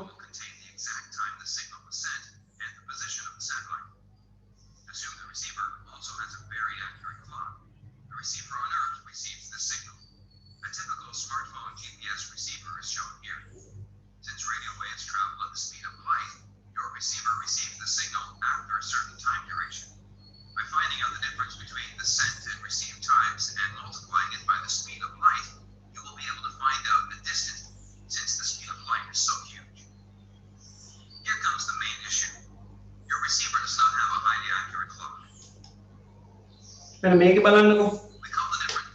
මෙන්න මේක බලන්න දැන් GPS එක මේ මුහුණත තමයි මේ පෙන්නලා තියෙන්නේ. මේකේ පෙන්නනවා දැන් මේක නම් පෙන්නන්නේ මේ ටයිම්ස් මොනවද කියන එක. මේවා ලොකේෂන් පෙන්නනවනේ. ඒ කියන්නේ අක්ෂාංශ සහ දේශාංශ වටිනාකමත් මේ විදිහටම තමයි පෙන්නන්නේ. ඒ විතරක් නෙමේ මේකේ යම් තැනක නැවත පෙන්නනවා මුහුදු මට්ටමේ ඉඳලා කවර උසකින්ද ඒ අදාළ රිසීවර් එක එහෙම නැත්නම් ඒක පාවිච්චි කරන පුද්ගලයා ඉන්නේ කියලා. හරි ඒ වගේ තොරතුරුත් මේකෙන් ගන්න පුළුවන්.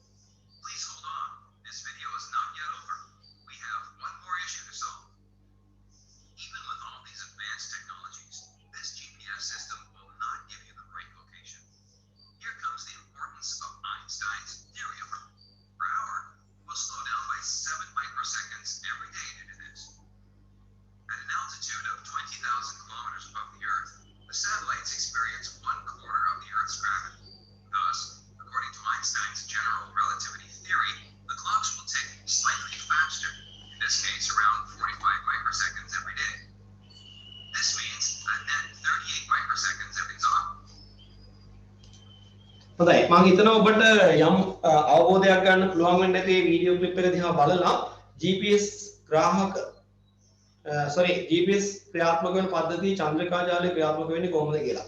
නේද? පෘථිවිය වටා කක්ෂතල 6ක මේවා ගමන් කරමින් පෘථිවියට දත්ත ලබා දීම කොහොම සිද්ධ වෙනවද කියන එක පිළිබඳ යම් දල අවබෝධයක් ගන්න ඇති.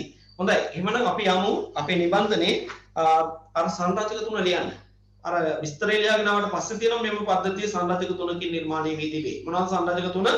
එක අභ්‍යවකාශ උපාංග. එක අභ්‍යවකාශ උපාංග කොටස නැත්නම් අභ්‍යවකාශ උපාංග.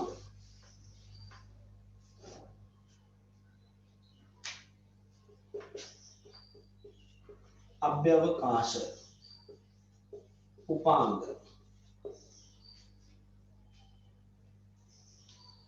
ඊළඟට දෙවනි සංරචකය තමයි පාලක උපාංග. පාලක උපාංග.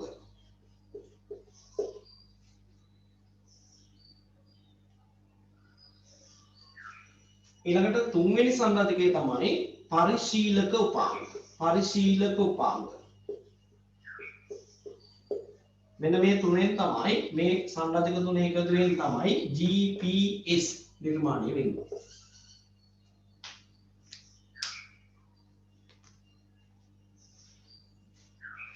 අභ්‍යවකාශ උපාංග, පාලක උපාංග සහ පරිශීලක උපාංග. හොඳයි. දැන් මේ කියන අවස්ථා තුන සම්බන්ධ වෙලා ක්‍රියාත්මක වෙන ආකාරය වීඩියෝ එකෙන් දැක්කා. දැන් ඔබට පල්ලෙහා තියෙන ඉඩක් ඉතුරු කරලා ඕකේ ක්‍රියාකාරීත්වය රූපසරහකින් අඳින්න. මම ඒකේ රූපසරහ නම් පෙන්නන්න. ඔබට පුළුවන් ඒක බලාගෙන රූපසරහ අඳින්න.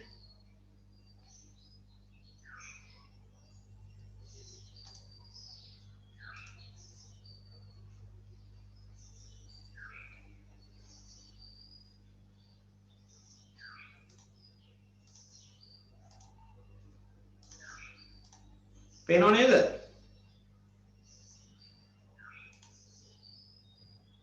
ළමයි පේනවද? ඔව් සර්. ඔව්. මෙන්න මේකේ ක්‍රියාකාරීත්වය තමයි මේ GPS සිස්ටම් එකේ ක්‍රියාකාරීත්වය තමයි මේ රූපසරහණෙන් පෙන්වන්නේ. දැන් ඔයාලට පේනවා ඇති මේක අඳින්න ගන්න කලින් අහන්නකෝ. මෙන්න මේක තමයි ප්‍රධාන පාලක මධ්‍යස්ථානය. හරි? ඇමරිකා එක්සත් ජනපදයේ කොලොරාඩෝ වල අපි කිව්ව පිහිටවල තියෙනවා කියලා. මේක. ඒ තනි මධ්‍යස්ථානෙට අර මුළු චන්ද්‍රිකා ජාලයම නතු කරගන්න බෑනේ පාලනයේට. ඒ නිසා මොකද කරලා තියෙනවා අපේ පෘථිවිය වටේ මොනිටර් ස්ටේෂන්ස් කීපයක් පිහිටවල තියෙනවා කොහොම. නේද? මේ තියෙන්නේ ඒවා. control stations ground antenna පද්ධති තියෙනවා කියලා පෙන්නනවා. ඒ වගේම තමයි අභ්‍යවකාශයේ ක්‍රියාත්මක කරන චන්ද්‍රිකා ජාලය මෙතනින් පෙන්නනවා. ඒ වගේම තමයි ඊකෙන් දත්ත ලබා ගන්න පරිශීලක උපාංග මෙතනින් පෙන්නනවා. එතන ඔබට සිද්ධ වෙනවා මේ දේවල් අඳින්න. දැන් මේ තියෙන හැඩයටම අඳින්න එපා. ඔයාලට මේ විදිහට චන්ද්‍රිකාව ඇඳ ගන්න බැරි නම් ඔයා මේක වෘත්තයක් හරි චතුරස්‍රයක් හරි ඇඳලා චන්ද්‍රිකා ජාලය කියලා ලිව්වනම් ඒත් ඇති. චන්ද්‍රිකා ජාලය කියලා ලිව්වනම් ඇති. මේක මේ විදිහට අඳින්න පුළුවන් නම් වඩා හොඳයි. හැබැයි ඔබ සැලකිලිමත් වෙන්න ඕනේ මෙන්න මේ කාරණේ ගැන. මේ ඊතල දාලා තියෙන එක ගැන හොඳ සැලකිල්ලෙන් අඳින්න වෙනවා. ඊතල ඔයාට ඕනි විදිහට දාන්න බෑ. මේ බලන්නකෝ ප්‍රධාන පාලක මධ්‍යස්ථානයේ චන්ද්‍රිකාවේ අවශ්‍ය සංඥා යවන්න පුළුවන්. ඒ වගේම තමයි ප්‍රධාන පාලක මධ්‍යස්ථානයේ චන්ද්‍රිකාවල ඉඳලා දත්ත ගෙන්න ගන්න සංඥා ගෙන්න ගන්න පුළුවන්. ඒ වගේම තමයි බලන්න මෙන්න මේ ප්‍රධාන පාලක මධ්‍යස්ථානයේ ඉඳලා control stations පාලක මධ්‍ය උපපාලක මධ්‍යස්ථාන වලටයි පොළවේ සවි කරලා තියෙන ඇන්ටනා පද්ධතියටයි දත්ත යවන්න පුළුවන්. ඒ වගේම තමයි ඒ හරහා මේ ප්‍රධාන පාලක උපපාලක මධ්‍යස්ථාන නෙමෙයි කෙලින්ම ග්‍රවුන්ඩ් ඇන්ටනා වලට තමයි දත්ත ටික යවන්නේ. ප්‍රධාන පාලක මධ්‍යස්ථානයෙන් එතනින් යවලා අවශ්‍ය නම් චන්ද්‍රිකාව වෙත යවන්නත් පුළුවන්. ඒ වගේම තමයි චන්ද්‍රිකාව වල ඉඳලා ගෙන්න ගන්න දත්ත දැන් ප්‍රධාන පාලක මධ්‍යස්ථානට ගෙන්න ගන්න බැරි දත්ත ටික වෙන තැනකින් උපපාලක මධ්‍යස්ථානයකට ගෙන්නගෙන ඒ ටික ප්‍රධාන පාලක මධ්‍යස්ථානය දක්වා ඉහරහා ගෙන්න ගන්න පුළුවන්.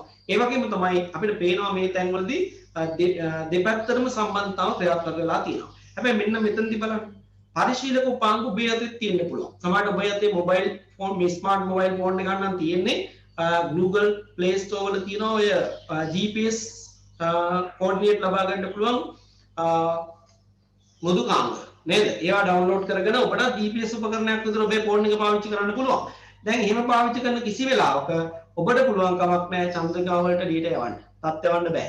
ඒක පාර්ශ්වීය ගැලීමක් එතන තියෙන්නේ. චන්ද්‍රිකා පද්ධතියෙන් ඔබට අවශ්‍ය කරන දත්ත දෙනවා මිසක ඒක ප්‍රධානක පාලක මධ්‍යස්ථානටවත් උපපාලක මධ්‍යස්ථාන වලට පෘථිවියේ තියෙන ග්‍රවුන්ඩ් ඇන්ටනා පද්ධතියටවත් චන්ද්‍රිකා ජාලයටවත් තොරතුරු දත්ත කුමාරු කරන්න යවන්න බෑ.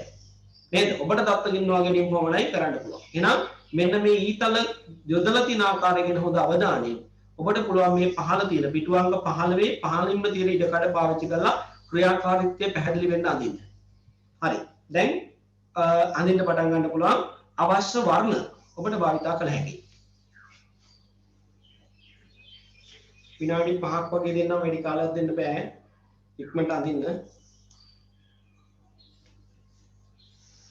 අපි ඊළඟ දවසේ වෙනකොට මේ පාඩම සම්පූර්ණ ඉවර කරන්නත් ඕනේ.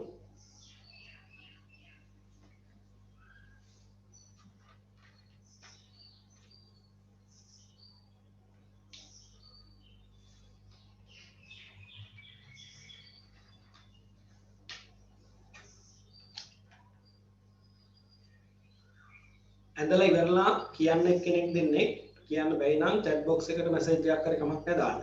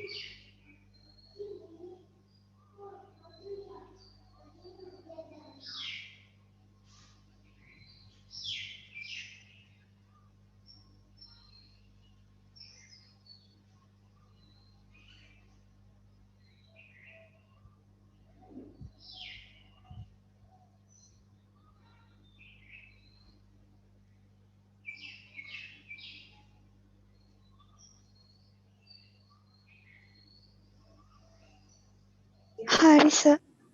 හරිනේ. අනිත් අයටත් කාලය ඇද්ද? සිත චූට්ටක් වුණ වෙලාව. හරි හරි.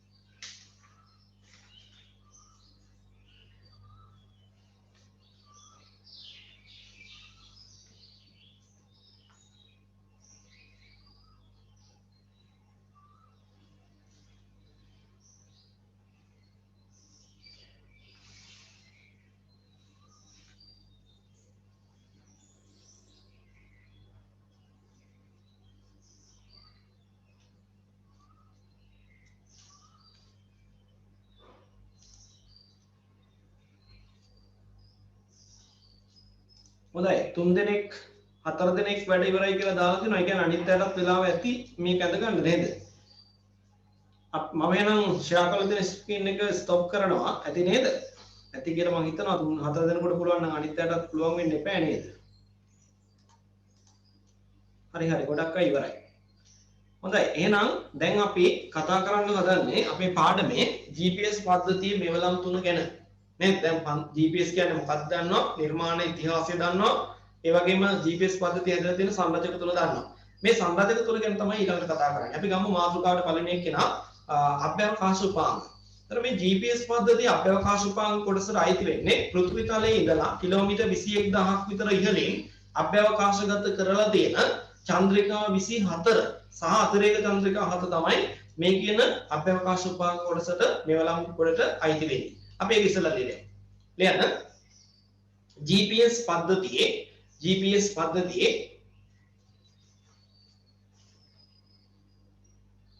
අභ්‍යවකාශ උපාංග යටතට අයත් වන්නේ GPS පද්ධතියේ අභ්‍යවකාශ උපාංග යටතට අයත් වන්නේ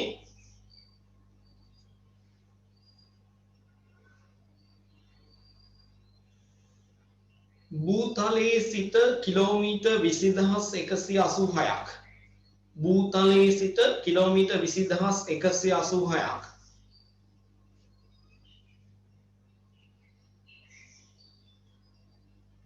ඉහළින් අභ්‍යවකාශයේ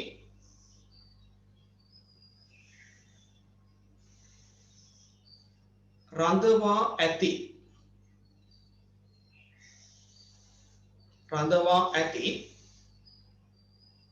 ක්‍රමාවක් දාන්න පද්ධතියේ ක්‍රියාකාරීත්වයට අවශ්‍ය චන්ද්‍රිකා 24ත් පද්ධතියේ ක්‍රියාකාරීත්වයට අවශ්‍ය චන්ද්‍රිකා 24ත්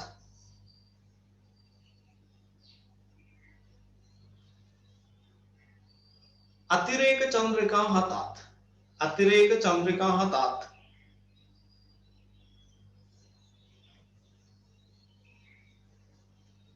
අභ්‍යවකාශ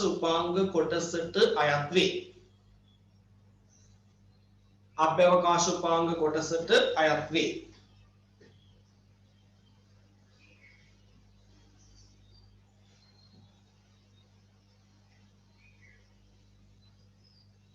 මෙම චන්ද්‍රිකා 24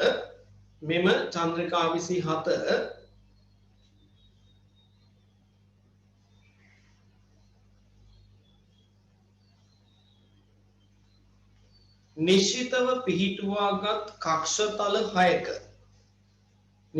පිහිටුවාගත් කක්ෂතල 6ක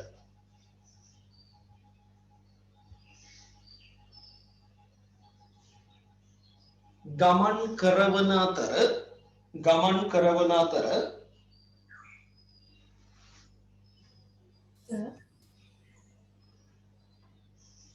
sir සෑම චන්ද්‍රිකාවක්ම sir ඔව් දෙවෙනි කියන්නේ sir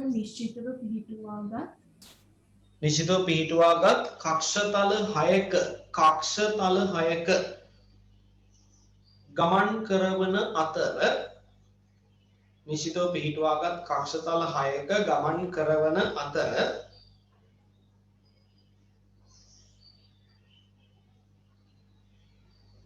සෑම චන්ද්‍රිකාවක්ම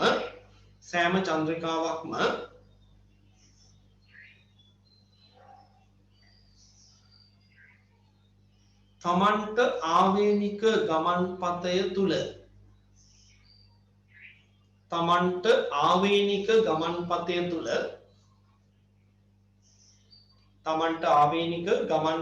තුල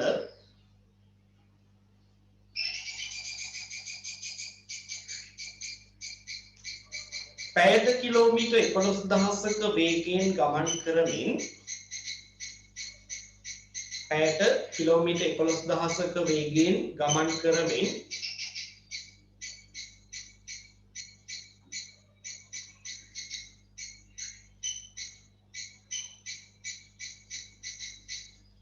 පෘථිවියේ ඇති ප්‍රධාන පාලක මධ්‍යස්ථානය පැයට කිලෝමීටර් 11000ක වේගයෙන් ගමන් කරමින් පෘථිවියේ ඇති ප්‍රධාන පාලක මධ්‍යස්ථානය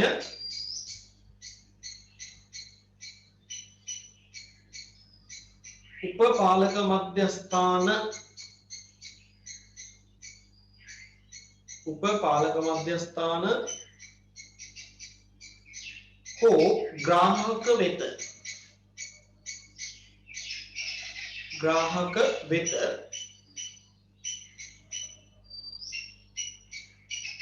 සංඥා නිකුත් කිරීම සිදු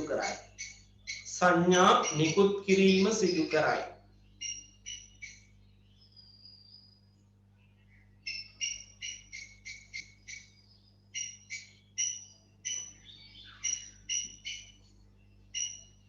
අනුච්ඡේදක ලියන්න.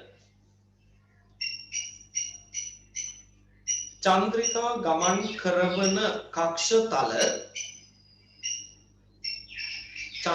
ගමන් කරවන කක්ෂතල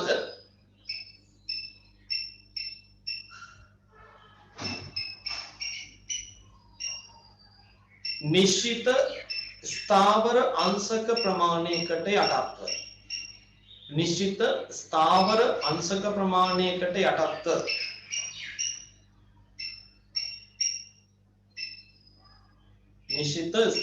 අංශක ප්‍රමාණයකට යටත්ව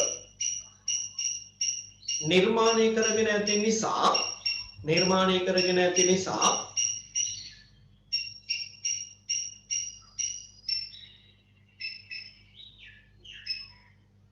භූමිය මත පවතින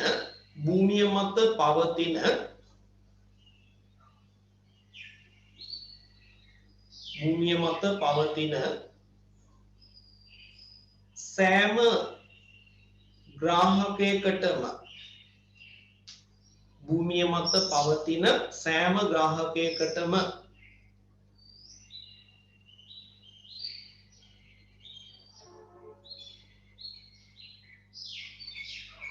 අවම වශයෙන්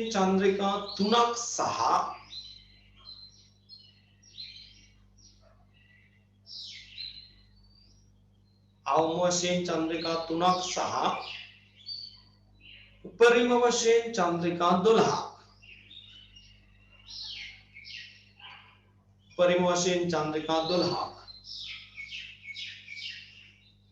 සම්බන්ධ කරගත හැකි වන පරිදි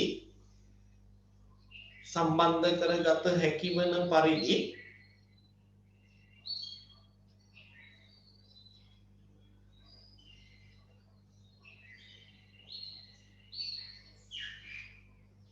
චන්ද්‍රිකා ජාලය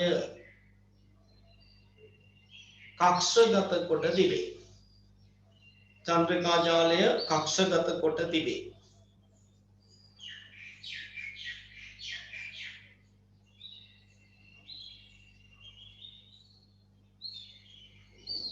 හොඳයි. එහෙනම් ඔන්න අපි කතා කළේ අභ්‍යවකාශ උපාංග කොටස පිළිබඳව. නේද? අපි පද්ධතියේ දෙවනි සංරචකයට යමු පාලක උපාංග කොටස. ඒතර ඔයගොල්ලෝ දන්නවා මේ වෙනකොටත් පාලක උපාංග කොටසට අයිති වෙන්නේ අර අභ්‍යවකාශයේ කක්ෂතල 6ක ගමන් කරන චන්ද්‍රිකා ජාලය මෙහෙයවීම සඳහා පාවිච්චි කරන ප්‍රධාන පාලක මධ්‍යස්ථානයක් ඒහා සම්බන්ධ වෙලා තියෙන උපපාලක මධ්‍යස්ථාන නිරීක්ෂණ මධ්‍යස්ථාන හා ඇන්ටනා පද්ධතිය ඇතුළු ඒ කොටස් ටිකට තමයි අපි කියන්නේ පාලක උපාංග කොටස කියලා. නේද? අපි ඒ ටික ලියන්න.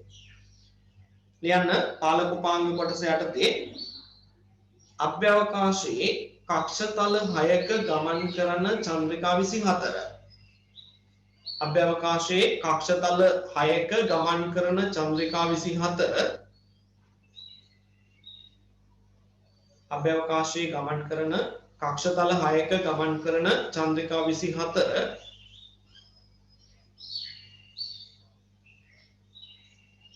පාලනය කිරීම සඳහා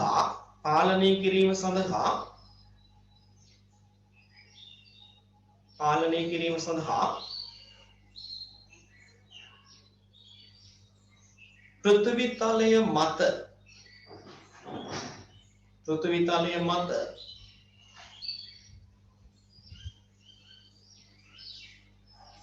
පිහිටුවාගෙන ඇති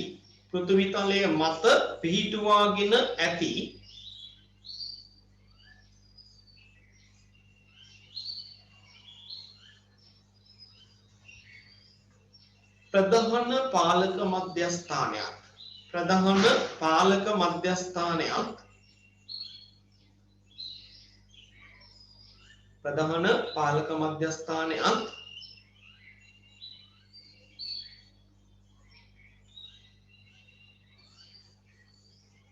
ඒහා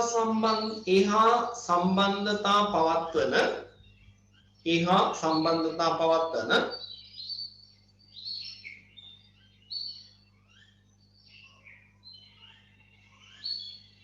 උපපාලක මධ්‍යස්ථාන නිරීක්ෂණ මධ්‍යස්ථාන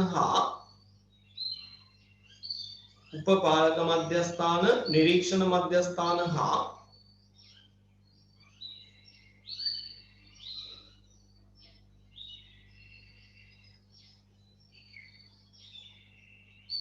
ඇන්ටනා පද්ධති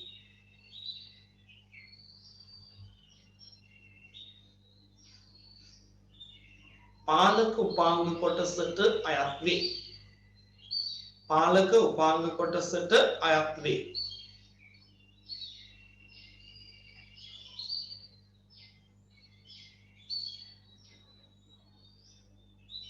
හොඳයි. ඊට පස්සේ අපි කියන්න ඕන ළමයි මේ ප්‍රධාන පාලක මධ්‍යස්ථානයේ කොහෙද තියෙන්නේ? මේ පද්ධතිය අයිති වෙන්නේ ඇමරිකාවටනේ. නේද? ඒ නිසා මේ පද්ධතියේ ප්‍රධාන පාලක මධ්‍යස්ථානයේ පිහිටලා තියෙනවා ඇමරිකා එක්සත් ජනපදයේ කොලරාඩෝ කියන ස්ථානයේ. නේද? ඊට අමතරව මේ ප්‍රධාන පාලක මධ්‍යස්ථානයට කිසියම් වූ හානියක් මොනවා හරි හේතුවකින් සිද්ධ වුණොත් පද්ධතියේ අඛණ්ඩ පැවැත්ම තහවුරු කරන්න, අඛණ්ඩ ක්‍රියාකාරීත්වය රඳවා ගන්න විකල්ප ප්‍රධාන පාලක මධ්‍යස්ථානයකුත් පිහිටවලා තියෙනවා කැලිෆෝනියාවේ. නේද? එහෙනම් ඔන්නේ කාරණා ටික අපි ලියන්න වෙනවා. ඒ වගේම නිරීක්ෂණ මධ්‍යස්ථාන තියෙන ස්ථාන 16ක් ලෝකේ පුරා තියෙනවා කියන එකත් පෙන්නලා දීලා ඒකේ ප්‍රධාන මධ්‍යස්ථාන කීපයක් අපි නිශ්චිතව හඳුනා ගන්නත් ඕනේ. අපි ලියමු මේ මනුච්ඡේදක ලියන්න. මෙම පද්ධතිය ඇමරිකා එක්සත් ජනපදයේ සතු වන නිසා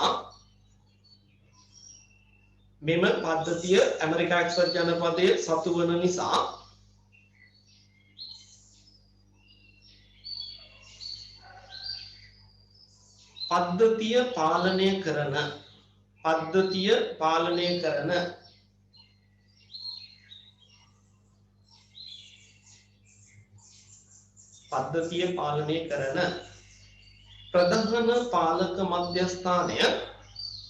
ප්‍රධාන පාලක මධ්‍යස්ථානය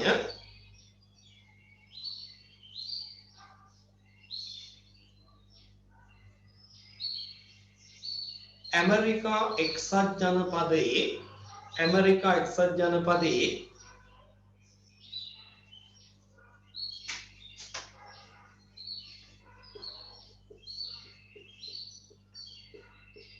එන බෝඩ් එකේ ලියලා තියෙනවා කොලරාඩෝ නැමැති ස්ථානයේ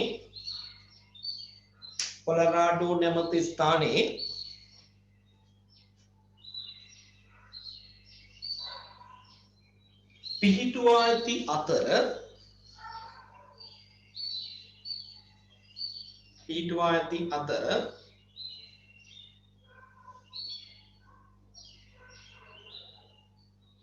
ඒ වෙනුවට ක්‍රියාත්මක විය හැකි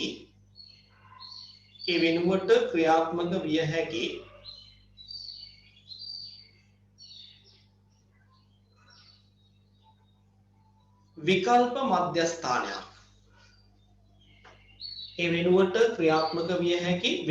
මධ්‍යස්ථානයක්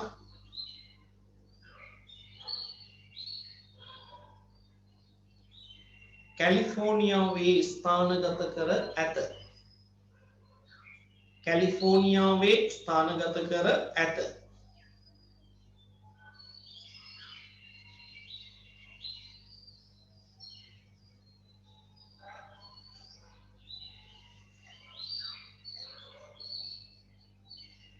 පෘථිවිය වටා ගමන් කරන චන්ද්‍රිකා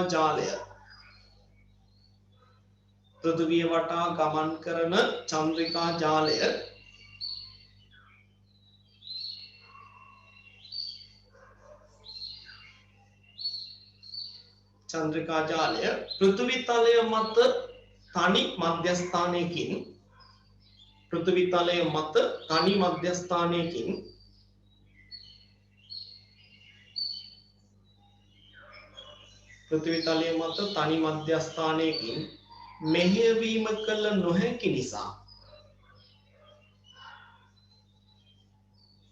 මෙහෙයවීම කළ නොහැකි නිසා පෘථිවිය වටා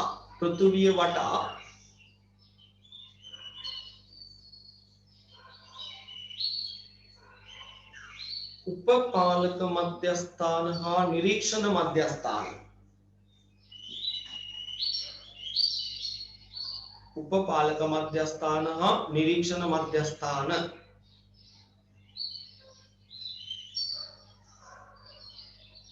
16ක් පිහිටුවා තිබේ.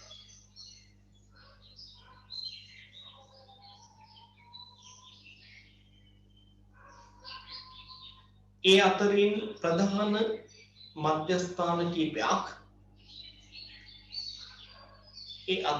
ප්‍රධාන මධ්‍යස්ථාන කීපයක්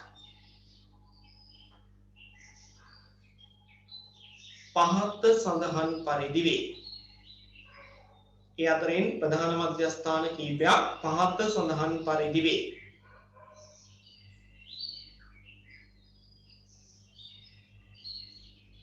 හොඳයි. ඒ ප්‍රධාන මධ්‍යස්ථාන ටික අපි උදාහරණ විදිහට ලියමු. 1 හවායි දූපතේ පිහිටි මධ්‍යස්ථාන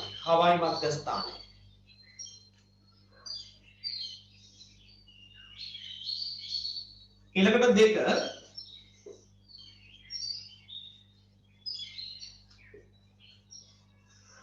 අට්ලාන්ටික් සාගරයේ ඇසෙන්ෂන් දූපත්වල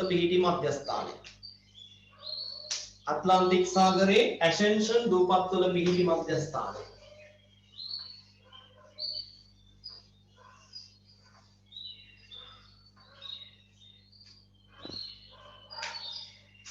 ඊළඟට 3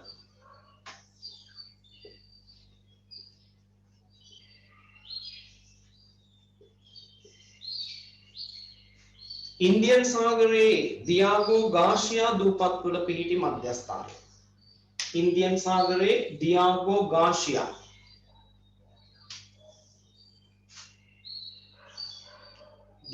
ගාෂියා දූපත්වල පිහිටි මධ්‍යස්ථානය.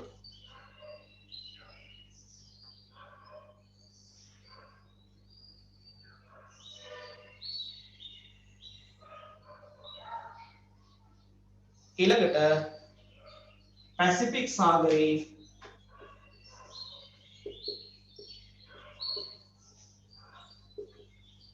ක්වාලේන් දූපත් වල පිහිටි මධ්‍යස්ථානය. ක්වාලේන් දූපත් වල පිහිටි මධ්‍යස්ථානය.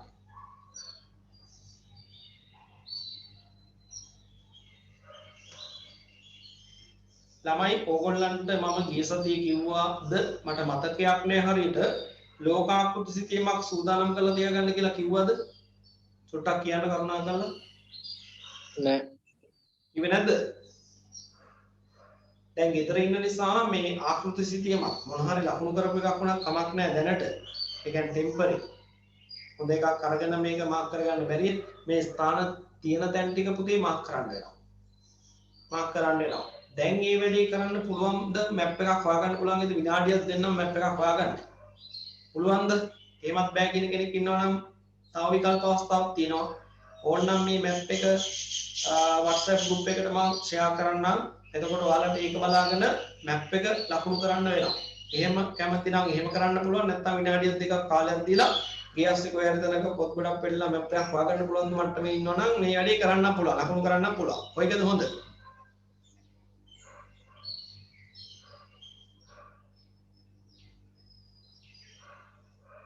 ස්ථාන නාම ටික ඔක්කොම හොයාගන්න නම් පුළුවන් සර්.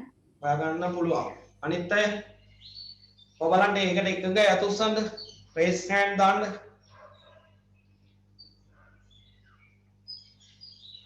එක්කෙනයි දෙන්නයි බලමු භාගයක්වත් ඉන්නවද කියලා 3යි 4යි 5යි 6යි 7යි ඉන්නවා එහෙනම් මෙහෙම කරමු ලකුණු ඉන්නවා ගොඩක් ඉන්නවා හොඳයි එහෙනම් මම මේ මැප් එක ඔයාලන්ට ෂෙයා කරන්න අපේ ස්ථාන නාම ටික හරියට ලකුණු කරගන්න එක වටිනවා නේද බැරි අය කීප දෙනා ඉන්නේ හොඳයි තමයි එහෙනම් මම ඒක ඔයාලන්ට ෂෙයා කරන්න නේ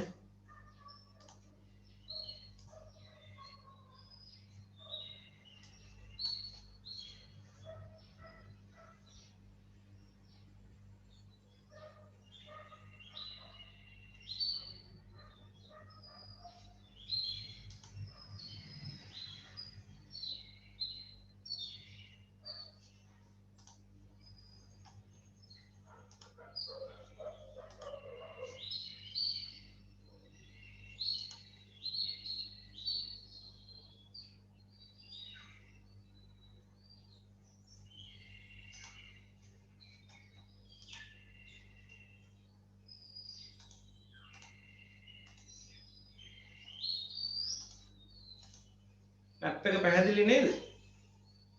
පේනව නේද? ඔව් එහෙනම් වැඩේ පටන් වැඩේ පටන් ගමු. මෙන්න මේ මෙහෙමයි. දැන් මේ තියෙන නම් ওই විදිහටම ලියා ගන්න. හරි? ওই විදිහටම ලියා ගන්න.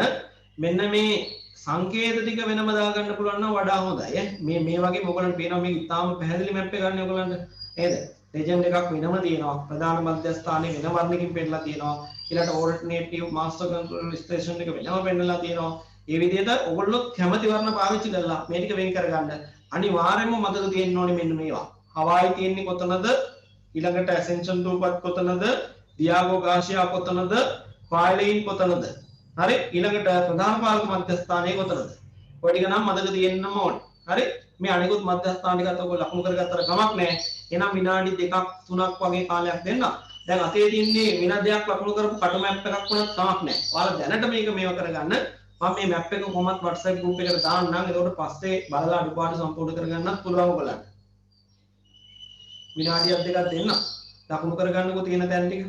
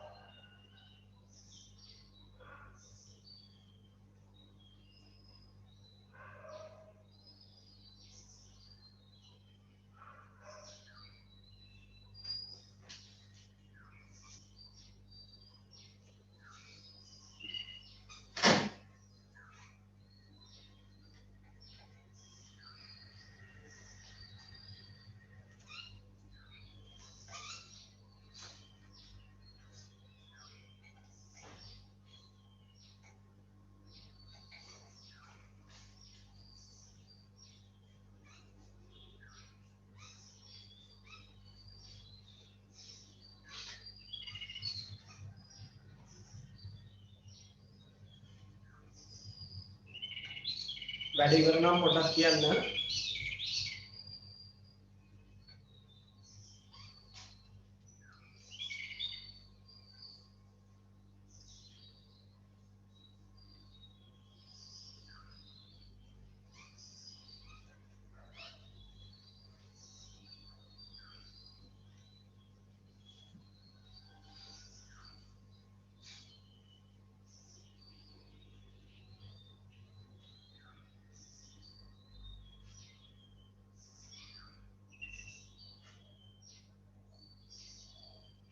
ඉවරයි නේ. එක්කෙනෙක් වැඩ ඉවරයි.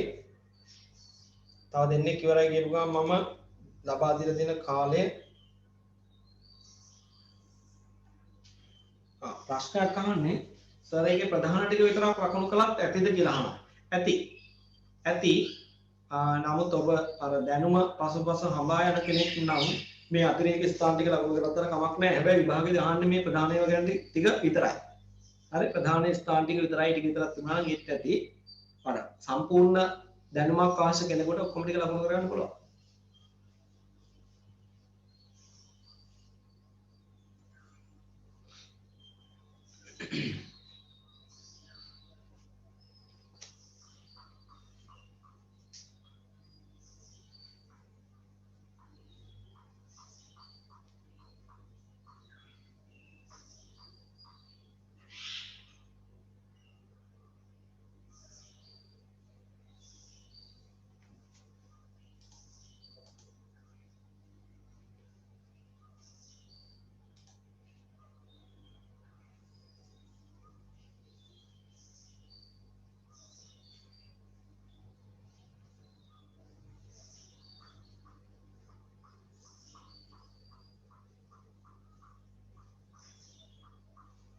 හරිද ළමයි?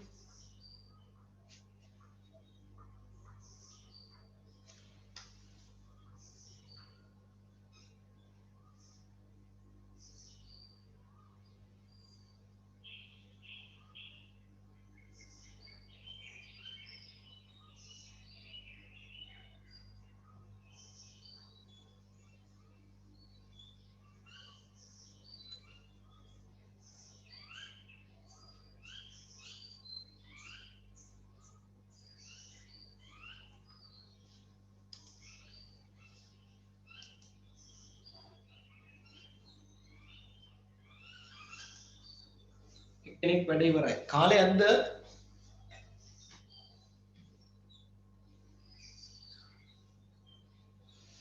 හරි ඒ අතර මෙන්න මේ පණිවිඩයක් කියන්නම්කෝ. මේකත් අහගන්නකෝ. ඉදිරි දිනවලදී මේ 2022 ටීම් එකේ ළමයි මෙතෙක් උගන්වලා තියෙන පාඩම් සියල්ලටම පාඩම් කරලා සූදානම් වෙන්න ඔන්ලයින් පේපර් එකක් කරන්නයි හදන්නේ. හරිද? ඔන්ලයින් පේපර් එකක් කරන්න හදන්නේ. ඒක ඔබට කල් තියා එවලා උත්තර ලියලා එවලේ සාකච්ඡා කරන්න ගන්නවා නෙමෙයි. හරිද? හොඳට මතක තියාගන්න. මේ පේපර් එක පන්තියේ වෙලාව ඇතුළෙම දෙනවා. නිශ්චිත වෙලාවක් දීලා ප්‍රශ්න අපි හිතමු 40යි නම් විනාඩි 40යි කියලා හිතමුකෝ. ප්‍රශ්න 40 විනාඩි 40යි. එහෙමනම් විනාඩි 40 දෙන්නේ පන්තියේ වෙලාව ඇතුළේ. විනාඩි 40 දීලා ඒ නියමිත වෙලාවෙදී පේපර් එක අයින් කරනවා. අයින් කරලා ඔබ යොමු පිළිතුරු ටික සමග ඒක සාකච්ඡා කරන්න සූදානම්. සාකච්ඡා කරන්න සූදානම්. හොඳට මතක තියාගන්න. ඒ දිනේදී අපිට වෙන තියරි කොටසක් ආවරණය කරන්න බැරි වෙයි. ඒ නිසා පේපර් එකට ලියන්න වෙලාව දීලා ඒ පේපර් එක සාකච්ඡා කිරීම කරන්න ඕනේ. දැන් මේ වෙනකොට ඔබට පාඩම් විශාල ප්‍රමාණයක් ආවරණය කරලා තියෙනවා. හරි? අනිත් පන්තිත් එක්ක සංසන්දනය කරලා බලන්න මේ පන්තිවල කරපු නැති ප්‍රමාණයක් ඔබට ඉස්සරහට ඇදලා තියෙන්නේ. හරි? භෞතික භූගෝල විද්‍යාවෙත්, මානසික භූගෝල විද්‍යාවෙත්, ප්‍රායෝගික භූගෝල විද්‍යාව කියන තුනේම. ඒ නිසා භෞතික, ප්‍රායෝගික, මානුෂ කියන කොටස් තුනම ආවරණය වෙන්න තමයි පේපර් එක හැදෙන්නේ. මෙතෙක් උගන්ලා තියෙන සියලුම දේවල් වලින් දානවා. ඊට පිටින් දාන්නේ නැහැ, බය වෙන්න එපා. ඒ නිසා මෙතෙක් උගන්ලා තියෙන සියලුම දේවල් හොඳින් බලා ගන්න. ඒ වගේම තමයි ලබන සතියේදී කියලා කියන්නේ නැහැ. දෙන දිනේ කියන්නේ නැහැ. හේතුව තමයි දෙන දිනේ කිව්වොත් එන පිරිස අඩු වෙනවා. නේද? එන පිරිස අඩු වෙනවා. එහෙම එකකුත් තියෙනවනේ අපි දැකලා තියෙනවනේ. පේපර් එකක් දෙනවා වගාම සාමාන්‍ය පන්ති කරනකොට පන්ති කාමරේ හෝල් ක්ලාස් එකේ ළමයි අඩු වෙනවා. බැලුවම මේ පේපර් එකට බයි. නේද? එහෙම තියෙනවා. බය වුණොත් බය වෙනවා කියලා කියන්නේ ඔබ විභාගයට සූදානම් නැහැ. ඔබ ඉගෙන ගත්ත දේවල් ඔබට ධාරණය වෙලා නැහැ. ඒකනේ බය වෙන්නේ නේද? අර ඉංග්‍රීසි වලට බයයි වගේ නේද? ABCD දකින්නකොට දුවනවනේ. ඒ වගේ මේ පේපර් එකක් දෙනවකම මේකට බය වෙලා නේද? එහෙම කරන්න බෑ. හොඳට පාඩම් කරන්න. දැන් මෙහෙම දෙයක් කරන්න පුළුවන්. නේද? පේපර් එක දුන්නාම ඔබට පුළුවන්කම තියෙනවා ඕනනම් පොත් ටික වටේ තියාගෙන නේද? ප්‍රායෝගික විද්‍යාව පොත පැත්තක මානසික භූමි විද්‍යාව තව එක නේද? ඊළඟ බෞද්ධ ඔය ටික ඔක්කොම වටේ ලාගෙන පුළුවන් වැඩේ කරන්න. ඒ මට පේන්නේ නේද? ඔන්ලයින් වැඩේ කරන්න. එහෙම කරන්නත් පුළුවන්. හැබැයි එහෙම කරලා අපි හිතමු ලකුණු 40 40 ගත්තා කියලා. පන්තියම බොහොම උජාරුට ගියයි ලකුණු 40 40 මට නියමයි කියලා. නේද? හැබැයි ඉතින් රැවටෙන්නේ කවුද? ඒකෙන් රැවටෙන්නේ ඔබ. ඒ අවස්ථාවේ හැටියට ඔබ ඊර ලකුණක් ගත්තා කියලා අනිත් අය දැනගනි. නමුත් විභාග ප්‍රතිඵල ආපු දාට ඒකේ කරපු දේ හානිය ඔබට තේරෙයි. ඒ නිසා එහෙම වෙන්න අවශ්‍ය නැහැ. මේ ලොකු ළමයි කරන්න ඕනි වැඩේ මොකද්ද වගකීමෙන් කරන්න ඕනේ නේද කියන එක මම කියන්න අවශ්‍ය නැහැ. ඒ නිසා පේපර් එක හදලා ඔබට ඉදිරි කාලේදී ලැබෙන්න සලස්වනවා. දැන් මේ කලේ දැනුවත් කිරීම. මම ගෲප් එකකටත් දාන්නම්. සමහර කෑ මං එදා ආවේ නැහැ මට දැනගන්න ලැබුණේ නැහැ මන් දන්නේ නැහැ වගේ කතන්දර කියනවනේ. ඒකකටවත් එකක්වත් විකල්ප විසඳුම් නෙමෙයි. ඒ නිසා හොඳට පාඩම් කරගන්න. ඔන්ලයින් පේපර් එකක් ළඟ එනවා. ළඟ එනවා ඈ. ඒක ලියන්න සූදානම් වෙන්න. පන්ති පටන් අරන් යනකොට තමයි කියන්නේ ඔන්න දැන් පේපර් එක ලියන්න ලෑස්ති වෙන්න. ආයි කියන්නේ නැහැ. දැනුවත් කිරීමක් නැහැ ළමයි ඈ. හොඳයි. එහෙනම් මම හිතනවා දැන් දුන්න කාලේ හොඳටම ඇති. අපි ඔක උතරින් නවත්තමු. හරි? බලමු මොකද්ද ප්‍රශ්නයක් වෙන්නේ නැති. වර්ෂ පාඩම් කරගන්නේ කොහොමද? වර්ෂයෙන් පාඩම් කරගන්න වෙනවා. පාඩම් නෙමෙයි ඉතින් ඒවා මෙහෙමයි. නිතර පරිහරණය කරනකොට මතක හිටිනවනේ. නිතර පරිහරණය කරනකොට මතක හිටිනවනේ. දැන් ඔබේ ඩෙන්ටි කාඩ් එකේ නම්බර එක නේද? ඉලක්කම් 10කින් විතර තියෙනවනේ. හැබැයි මන් දන්න තරමින් ළමයි කවුරුවත් නෑ ඩෙන්ටි කාඩ් එකේ නම්බර එක ඇහුවාම බලලා කියනවා. ඇයි? ඔයා කීප විටක් ඒක try කරලා තනියෙන් කියන්න උත්සාහ කරලා මතක තියාගෙන නැති නේද? කාගේ හරි ඇහුවනම් තමගේ ඩෙන්ටි නම්බර එක ටක් ගාලා කියයි. නේද? අලුත් නම්බර්ස් නම් ඊටත් වඩා වැඩි සංඛ්‍යාවක් තියෙනවා. නේද? ඒ වගේ තමයි බලලා ඒක තමයි කියන්නේ පාඩම් කිරීම නේද? නැවත ඒවා මෙනෙහි කිරීම. දැන් ළමයි හිතන්නේ පාඩම් කිරීම කියන්නේ අර පොතේ නෝට් එක දිහා බලාගෙන S2 නේද? පේලි දිගේ දුවගෙන යන එකනේ. ඒකනේ පාඩම් කිරීම මෙතඩ් එක කියලා හිතන්නේ. ඒක නෙමෙයි. අර බලන්න එක පිටුවක් බලන්න. ඒකේ තියෙන දේ ඔළුවට ගන්න තනින්. නැවත මතක් කරගන්න පුළුවන් බලන්න මේ පිටුවේ තිබුණේ මොනවද කියලා. අන්න එතකොට ඒක තමයි පාඩම් කිරීම කියන්නේ. හැබැයි ඔබ පොත බලනවා සාලේ යන්නේ ටීවී එකේ හොඳ කතාවක් නා හොඳ සින්දුවක් නා මනස වැඩ ගන්න එකට නේද? හැබැයි පේලි දිගේ S2 යනවා. ඒක ක්‍රමය. ඒක නෙමෙයි ක්‍රමය. නිසා පාඩම් කිරීම තුළ තමයි මේ වර්ෂ මතක තියාගන්න මතක හිටිනවා. ආයි මතක තියාගන්න දෙයක් නැහැ. හරියට පාඩම් කළොත් ඒක මතක ඉන්නවා. MCQ පේපර් එකක් ඉස්සර දෙන්නේ කියලා නෝ ඔව්. MCQ එකක් දෙන්නේ. ඒ නිසා බය වෙන්න එපා. කෙටි නිශ්චිත පිළිතුරක් ලියන්න මේ ප්‍රශ්නයක් කරේ මේ අසොන් දැම්මට කමක් නැහැ නේද? දැන් උදාහරණයක් විදිහට ගත්තොත් ඔය ඔකම ගන්නකොද නේද? GPS පද්ධතියේ නිරීක්ෂණ මධ්‍යස්ථානයක් වන දියාගෝ ගාසියා දූපත්වල විහිදි මධ්‍යස්ථානයේ කවර සාගරයක පිහිටා ඇද්ද නේද? ඔකට දැම්මට කමක් නැහැ නේ උත්තරේ ලියන්න නේද? ඉන්දියන් සාගරයේද එහෙම නැත්නම් පැසිෆික් සාගරය ඇට්ලාන්ටික් සාගරය එහෙම දැම්මට කමක් නැහැ. වචන එක දෙකක තුනක උත්තරයක් වුණාට කමක් නැහැ. MCQ කියලා හිතා ගන්න ඒ ASCII ඔය වගේ කෙටි වචනයක දෙකක තුනක වාක්‍යයක උත්තරයක් කියන එකක් තියෙන්න බැරි කමකුත් නැහැ. හොඳයි.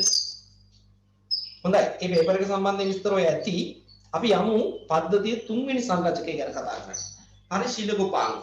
පරිශීලක උපාංග. ළමයි පද්ධතියේ ක්‍රියාකාරීත්වයට අවශ්‍ය තුන්වෙනි කෙනා තමයි පරිශීලක උපාංගය. පරිශීලක උපාංග කියලා කියන්නේ ළමයි ඔය පද්ධතියේ දත්ත ලබා ගන්න පරිශීලකයා විසින් පාවිච්චි කරන මෙවලම. නේද? හැම එක්කෙනාටම ඔය මෙවලම් නැහැ. මෙවලමක් ඒ කියන පරිශීලකයක් මිලදී ගන්න වෙනවා. නේද? මිලදී ගන්න වෙනවා. ඒ පරිශීලකයේ මිලදී ගන්න යම් මුදලක් වියදම් කරන්න වෙනවා. මිලදී ගත්තට පස්සේ දත්ත ගන්නකොට පද්ධතියෙන් ඒ හොඳා ගෙවීමක් වෙනම කරන්න අවශ්‍ය වෙන්නේ නැහැ. හැබැයි මතක තියාගන්න වෙනවා පරිශීලක මිලෙන් අධිකයි. මිලෙන් අධිකයි. දැන් ඔබ දන්නවා මොබයිල් ෆෝන් සම්බන්ධයෙන් තියෙන වෙළඳපොළ. නේද? මොබයිල් ෆෝන් සම්බන්ධයෙන් තියෙන වෙළඳපොළ ඔබ දන්නවනේ. අද තියෙන මොබයිල් ෆෝන් එක නෙමෙයි හෙට වෙළඳපොළේ තියෙන්නේ. ඒවැය තියෙන ඔප්ෂන්ස් වෙනස්. නේද? ඒවැය තියෙන පහසුකම් වෙනස්. හැබැයි ඉතින් හැම ෆෝන් එකකම අපි දන්නවා කෝල් එකක් ගන්න පුළුවන්. එහෙම ගන්න බැයි නම් ඒක ෆෝන් එකක් නෙමෙයි. නේද? හැම ෆෝන් එකකම කෝල් එකක් ගන්න පුළුවන්. ඒ අරනවාම ඔකේ කැමරාවක් තියනවද ඩුවල් කැමරාද නේද? මෙගාපික්සල් කොච්චරද නේද? Wi-Fi ඊළඟට Bluetooth ඔය වගේ පහසුකම් ගොඩක් තියෙනවනේ. ඒ පහසුකම් මතනේ ෆෝන් එකේ මිල තීරණය වෙන්නේ. නේද? ඒ පහසුකම මත තමයි ෆෝන් එකේ මිල තීරණය වෙන්නේ. ඒක රුපියල් 1500ක් ෆෝන් වෙළඳපොලේ තියෙන්නේ. ඒකෙන් කෝල් එකක් ගන්නවා හරි ටික වෙලා දෙයක් කරන්න බෑ. නේද? ඒකත් ඉතින් පැහැදිලි හඬක් තියෙන එකක් වෙන්න නේද? වෙන ෆෝන් එකක් නෙමෙයි. රුපියල් 1500ක් ෆෝන් එක තියෙනවා. හැබැයි ලක්ෂ 1,50,000ට 2,50,000ට ෆෝන් වෙළඳපොලේ තියෙනවා. අර දෙක කම්පෙයාර් කළොත් සංසන්දනය කළොත් අපිට පේනවා ඒකේ තියෙන පහසුකම් වෙනස්. ඒ වගේ තමයි මේ GPS පද්ධතියෙන් දත්ත ලබා ගන්න තියෙන ග්‍රාහක වෙළඳපොලේ තියෙන විවිධ වර්ගයක්. විවිධ වර්ගයේම තියෙනවා. ඒ හැම ග්‍රාහකයෙකුම පුළුවන්කම තියෙනවා අක්ෂාංශ දේශාංශ වටිනාකම බලා ගන්න. නේද? අර හැම කෝල් එකකින්ම කෝල් එකක් ගන්න පුළුවන් වගේම හැම ග්‍රාහකයෙකුම අක්ෂාංශ දේශාංශ වටිනාකම කියවන්න පුළුවන්. ඒ වගේම තමයි අනිකුත් පහසුකම් තීරණය වෙන්නේ මිල මත. මිල මත. සමහර ග්‍රාහක තියෙනවා, සමහර GPS උපකරණ තියෙනවා. අතේ තියාගෙන මෙහෙම ඉඳලා අපිට යන්න බැරි තරක් තියෙනවා පේන දුර සීමාව. අපි හිතමු මෙහෙමයි කියන ගඟක් තියෙනවා. ගඟේ කිඹුල්ලු ඉන්නවා. ගඟට බහැලා පීනලා එකට යන්න බෑ. යන්න පාලකුත් නැහැ. හැබැයි එහා පැත්තේ ඉගුරේ තියෙන මොකක් හරි අපි හිතමු දොඹ ගහක් තියෙනවා. ඒ ගහ ළඟ අක්ෂාංශ දේශාංශ වටිනාකම් බලා ගන්න ඕනේ. හැබැයි මේකොඩ ඉන්නේ අපි. ගඟේ පීනන්න බෑ, කිඹුල්ලු ඉන්නවා, පාලකුත් නැහැ. එහෙම හිතන්න මොකද කරන්නේ? නේද? ඔය කෝඩිනේට් එක ගන්න නම් ගහ මුලට යන්න බෑ. නේද? හැබැයි සමහර GPS උපකරණ තියෙනවා ගඟේ මෙහා පැත්තේ උඩ ඉඳගෙන අර GPS උපකරණයෙන් අර දුරස්තව තියෙන ස්ථානයේ අක්ෂාංශ දේශාංශ වටිනාකම කියවන්න පුළුවන්. අපි ඒකට කියන ඔෆ්සෙට් ගන්නවා කියලා කියන්නේ. හරි? අර දුරස්ත ළඟා විය නොහැකි වූ දුරස්ත ස්ථානයක අක්ෂාංශ දේශාංශ වටිනාකම් කියවීමේ පහසුකම තියෙනවා. හැබැයි මතක තියාගන්න අර අඩුම මිල යටතේ තියෙන GPS receiver එකකින් ඒක වැඩේ කරන්න බෑ. ඒ වගේ පහසුකම මත තමයි ඒ අදාළ භාණ්ඩයේ මිල තීරණය වෙන්නේ. හරි? භාණ්ඩයේ මිල තීරණය වෙන්නේ. ඒ වගේම තමයි මතක තියාගන්න මේ පද්ධතිය ආරම්භ කළාට පස්සේ අද වෙනකම් ලෝකේ මේ ග්‍රාහක බිලියන 3කට වඩා වැඩි ප්‍රමාණයක් අලෙවි වෙලා තියෙනවා. ඕම් බලන්න වෙළඳපොළ තොරතුරක් ගැන කියන්නේ. GPS පද්ධතිය ආරම්භ කළාට පස්සේ ලෝකේ පුරා වෙළඳපොළවල් වල බිලියන 3කට වඩා වැඩි සංඛ්‍යාවක් GPS ග්‍රාහක විකිණිලා. ඉතින් මේකෙන් කියවෙන ලොකු කතාවක්. මොකද්ද මේ කතාව? අපි දන්නවා මේ වෙනකොට ලෝකයේ ඉන්නේ බිලියන 7.5ක් නේද? බිලියන 7.6ක් වගේ ජනගහනයක්. බිලියන 7.6ක ජනගහනයකින් බිලියන 3කට වඩා වැඩි ප්‍රමාණයක් GPS ග්‍රාහක පාවිච්චි කරනවා කියලා කියන්නේ මේ පද්ධතිය බොහෝ දෙනෙකුට ප්‍රයෝජනවත් වෙලා තියෙනවා. නේද? පද්ධතිය බොහෝ දෙනෙකුට ප්‍රයෝජනවත් වෙනවා. ගොඩක් අය පරිශීලනය කරනවා. නේද? හැබැයි මතක තියාගන්න මේ අවම පහසුකම් තියෙන GPS ග්‍රාහකයෙකුත් ලංකාවේ මුදලින් අඩුම තරමේ ලක්ෂ 1.5ක්වත් වෙනවා. හරි? ඒක තමයි තියෙන අවාසිය. ඒක ලක්ෂ 1.5ක් දීලා ගන්න පුළුවන් නම් අපිට පුළුවන්කම තියෙනවා පද්ධතිය නොමිලේ දත්ත ගන්න. හැබැයි මෙහෙම දෙයක් තියෙනවා මම ඔකට කියලා තියෙනවා මේ ස්මාර්ට් ජංගම දුරකථනයේ Google Play Store වලට ගියාම ඔය GPS coordinate කියවන්න පුළුවන් මොබයිල් apps තියෙනවා. හැබැයි ඒක ඩවුන්ලෝඩ් කරගෙන බලන්න ඒකෙනුත් ඔයාලට පුළුවන් අක්ෂාංශ දේශාංශ වටිනාකම ගන්න. GPS එකට ෆෝන් එකට software එක ඩවුන්ලෝඩ් කරගෙන ඒකෙන් පුළුවන් අක්ෂාංශය සහ දේශාංශ වටිනාකම කියවන්න. ඒ වගේ මුහුදු මට්ටමේ ඉඳලා උසස් බලා ගන්න පුළුවන්. නේද? අර දුරස්ත ස්ථානවල තියෙන දුර මේ අක්ෂාංශ දේශාංශ වටිනාකම මෙහෙම බලන්න බෑ. අර තමන් ඉන්න තැන බලා ගන්න පුළුවන්. හැබැයි මතක තියාගන්න ඒක යටම ඇති පෙන්නලා accuracy කියලා එකක්. accuracy. ඒ කියන්නේ නිවැරදි බව. ඒක පොඩ්ඩක් වැඩි. නිවැරදි භාවයේ සමහරට මීටර 5ක් 6ක් වෙන්න පුළුවන්. හරි? මීටර 5ක් 6ක් වෙන්න පුළුවන්. එයි අර GPS උපකරණයක් නෙමෙයි මොබයිල් ෆෝන් එක තමයි මේ ඇප් එක දුවන්නේ. නේද? එතකොට ලබා දෙන දත්තවල නිවැරදි භාවය පිළිබඳ ප්‍රශ්නයක් තියෙනවා. නැත්නම් ඉතින් හැමෝම මොබයිල් ෆෝන් එකට ඇප් එක දාගෙන හැමෝම කෝඩිනේට් ගන්න යයි. නේද? මීටර 5ක accuracy එකක් පෙන්නනවා නම් ඒකේ තේරුම තමයි මම කේන්ද්‍රීය ලක්ෂ්‍ය නම් මගේ දේහයේ ඉඳලා මීටර 5ක අරයක් තියෙන වෘත්තයක් අස්සේ තමයි ඒ කියන අක්ෂාංශ වටිනාකම කොහේත් කරක තියෙන්න පුළුවන්. ඉතින් එහෙම බලලා වැඩක් නැහැ. නේද? එහෙම බලලා වැඩක් නැහැ. හරියටම දැන බලා ගන්න නම් ඉහළ වටිනාකමක් තියෙන ඉහළ මිලක් මේ වෙලාව තියෙන නිවැරදිව දත්ත ලබා දෙන GPS ග්‍රාහකයක් අපි පාවිච්චි කරන්නේ. නේද? එහෙම ප්‍රශ්න තියෙනවා මේ පද්ධතිය පාවිච්චි කරනකොට. හොඳයි. අපි නම් ග්‍රාහක ගැන ලියමු. ලියන්න අභ්‍යවකාශයේ ඇති චන්ද්‍රිකා ජාලයෙන්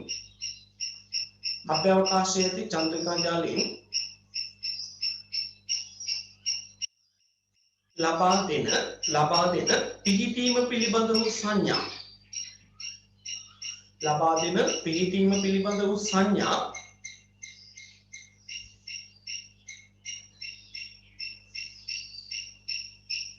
ග්‍රහණය කර ගැනීමට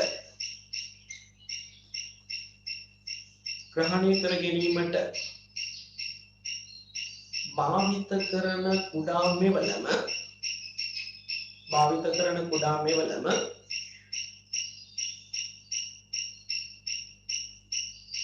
ග්‍රාහකයක් හෙවත් පරිශීලකයක් නමින් ග්‍රාහකයක් හෙවත් පරිශීලකයක් නමින් හැඳින්වේ.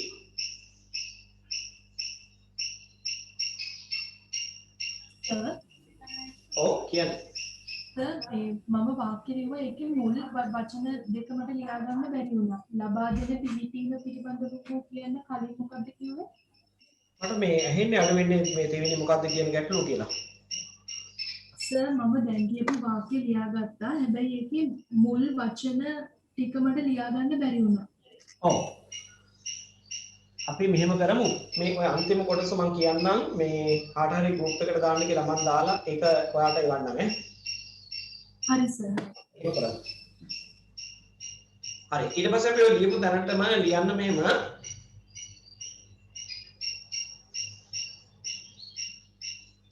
වෙළඳපොලේ විවිධ මිල ගණන් යටතේ වෙළඳපොලේ විවිධ මිල ගණන් යටතේ වෙළඳපොලේ විවිධ මිල ගණන් යටතේ අලෙවි වන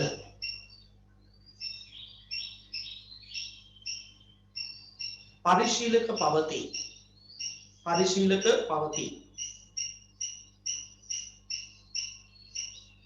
ඒවායේ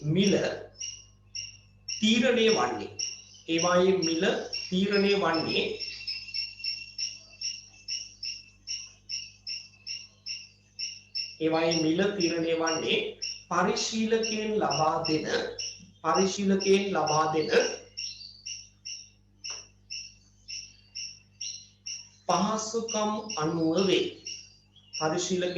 දෙන පහසුකම් අනුව වේ.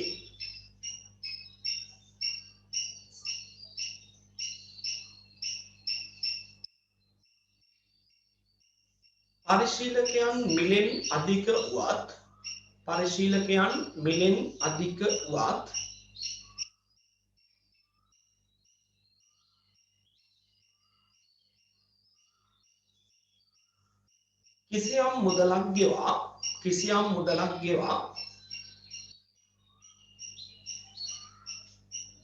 කිසියම් මුදලක් ගෙවා පරිශීලකයක් ලබාගත් විට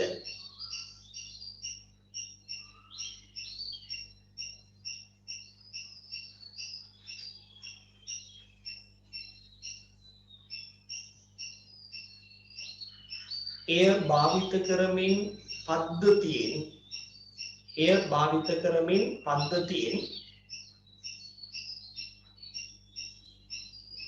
නොමිලේ දත්ත ලබාගත හැකිය.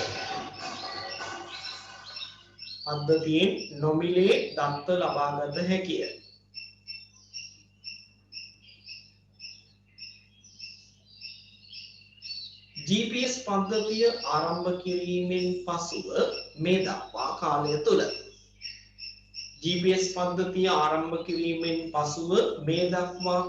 තුළ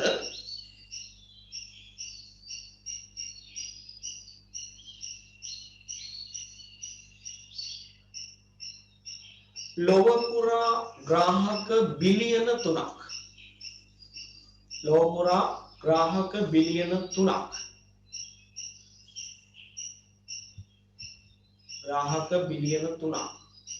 පමණ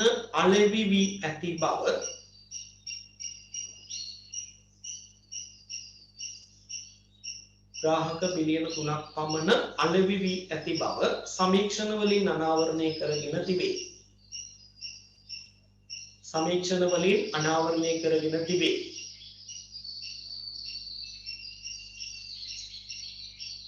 ඉන්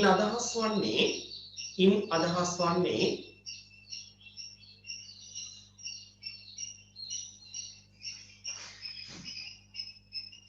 මෙම පද්ධතිය ලොව පුරා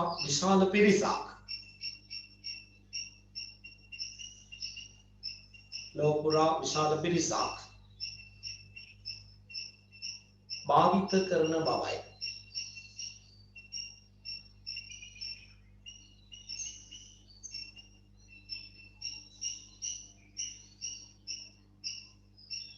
බොහෝ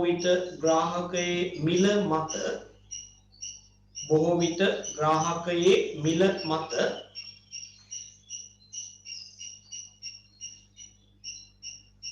ග්‍රාහකයේ මිල මත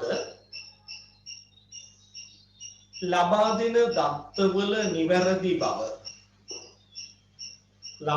දත්තවල නිවැරදි බව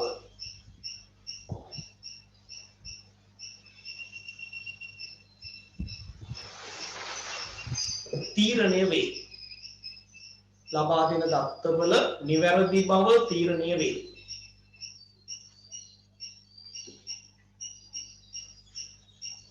හොඳයි. එහෙමනම් කාලය ඉක්මවා ගිහිල්ලා තියෙනවා. අපි මෙතනින් මේ වැඩේ නවත්තමු. පරිශීලක උපාංග මාතෘකාවෙන් පස්සේ ඊළඟට තියෙන මාතෘකාවේ පොඩි ගැටලුවක් තියෙනවා. ඒක හදාගන්න. එතන තියෙන්නේ භූගෝලීය තොරතුරු පද්ධතියේ ප්‍රයෝජන කියලා. ඒක අපි කලින් කතා කළානේ. ඒක නෙමෙයි උතෙන් දෙන්න ඕනේ. ගෝලීය ස්ථානගත කිරීමේ පද්ධතියේ ප්‍රයෝජන. නේද? අන්නේ මාතෘකාව හදාගන්න ඊළඟ මාතෘකාවේ ප්‍රශ්නයක් තියෙනවා. ඒකත් හදාගන්න ඕනේ. භූගෝලීය තොරතුරු පද්ධතියේ ප්‍රයෝජන කියන එක කපලා ගෝලීය ස්ථානගත කිරීමේ පද්ධතියේ ප්‍රයෝජන කියලා හදාගන්න. ඊළඟ 18 වෙනි පිටුවේ තියෙනවා ඊළඟ මාතෘකාව භූගෝලීය තොරතුරු පද්ධතිය මගින් ලබා ගන්නා දත්තවල දෝෂ කියලා. ඒක කපලා ඒක ඔක්කොම කපන්න එපා. භූගෝලීය තොරතුරු පද්ධතියේ භාවිතයේ පවතින සීමාවන් එහෙම නැත්නම් බාධාවන් කියලා හදාගන්න. භූගෝලීය තොරතුරු පද්ධතිය ගෝලීය ස්ථානගත කිරීම සම්පූර්ණව කපන්න වෙනවා. ගෝලීය ස්ථානගත කිරීමේ පද්ධතියේ පවතින බාධාවන් නැත්නම් සීමාවන්. ගෝලීය ස්ථානගත කිරීමේ පද්ධතියේ පවතින සීමාවන් නැත්නම් බාධාවන් කියන හදාගන්න. හොඳයි. එතකොට ඔබට පේනවාදී අපේ පාඩමේ අවසානයේදී අපි ක්‍රමයෙන් ළඟා වෙමින් ඉන්නවා. අපිට ඊළඟ දවසේ කතා කරන්න තියෙන ඔන්නේ භාවිතා කරන අවස්ථා ටිකයි මේක පාවිච්චි කරන්න ගියාම අපිට මුහුණ දෙන්න වෙන ගැටලු ටිකයි කතා කරන්න වෙනවා. කතා කරලා දුරස්ත සංවේදී කියන අපේ නූතන සිතියම් විද්‍යාවේ අවසාන සංරචකයට අපි යනවා. ඒ ගිහිල්ලා අපි ඊළඟ දවසේ මේ පාඩම අවසන් කරනවා. හරි? අවසන් කරනවා. ඒ වගේම අපි ඊළඟට පටන් ගන්නේ ලෝක නාගරීකරණය කියන මානසික භූගෝල විද්‍යාවේ පාඩම. ඒකට අවශ්‍ය කරන නිබන්ධන දැන් ඔබ අතර රත් වෙලා තියෙනවා. ඒවා සූදානම් කරලා තියාගන්න. ඊළඟ දවසේ අපි මේ පාඩම ඉවර කරලා ඒක පටන් ගන්නවා. එහෙනම් අද කතා බහ කරපු පාඩමේ මොනවා හරි ගැටලු තැනක් තියෙනවා නම් දැන් අහන්න අවස්ථාවක් තියෙනවා. ඒ වගේම තමයි මේ කවුද මේ අමන්දිට පොඩි වගකීමක් බාර දෙනවා. දැන් මේ අන්තිමට අර කතා කරපු මාතෘකාවේ නෝට් එක පොඩ්ඩක් WhatsApp group එකට මට එවනවද පුද්ගලිකව අර එක දරුවෙකුට ලියා ගන්න බැරුණාකෝ එතකොට එයාට ඒක දෙන්න පුළුවන්. හරි මොන හරි ගැටලුවක් තියෙනවා නම් අහන්න පුළුවන් අනිත් අයට පන්ති ඉවර කරන්න කලින්. ඒ වගේම තමයි දැන් මෙතනින් පස්සේ මේ දැනුවත් කිරීම කරන්නත් ඕනේ. මෙතනින් පස්සේ හැම මාසයකටම ඔයගොල්ලන්ට අලුත් group එකක් create වෙනවා. දැන් ජූලි මාසේ group එක create කරලා තියෙන්නේ. නමුත් කලවාණ ආයතනයේ ටියුට් බෙදීමේ යම් ප්‍රමාදයක් තියෙන නිසා අර පරණ group එකට අපේ තොරතුරු කුමාරු කරගන්න පාවිච්චි කරන පරණ group එකක් අපේ තියෙනවනේ. ඒ group එකට තමයි ඒ group එකටත් මම අද link එක දැම්මා. අපි අර මාසේ group එක හදලා ඒ group එකට තමයි දැන් එතනින් පස්සේ හැමදාම links අර මේවා ඔක්කොම එවන්නේ. ඒ මාසෙන් පස්සේ දැන් ජූලි මාසෙට හදපු group එක මේක අර පිටස්තරයට අදාළ නැහැ.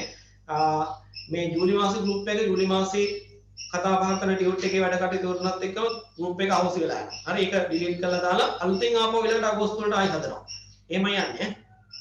common group එකේ එහෙමම දෙනවා. ඒ කියන්නේ පොදු දැනුවත් කිරීම සහ තොරතුරු පවණයි.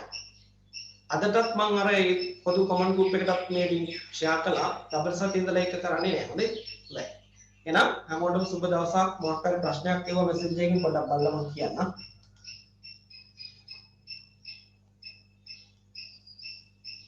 අර පේපර් එක හරි දෙන්න. ගැටලුවක් නැහැ. කිසි ගැටලුවක් නැහැ. ඒක දෙන්න. ඔයාලත් සූදානම් වෙලා ඉන්නකෝ. එහෙනම් කිසි ගැටලුවක් නැහැ කියලා දැනෙන්නේ වෙන කවුරුත් ප්‍රශ්නයක් අහන්න නැති නිසා. එහෙනම් හැමෝටම සුබ දවසක් වේවා. අයබෝවන්. අයබෝවන් සර්.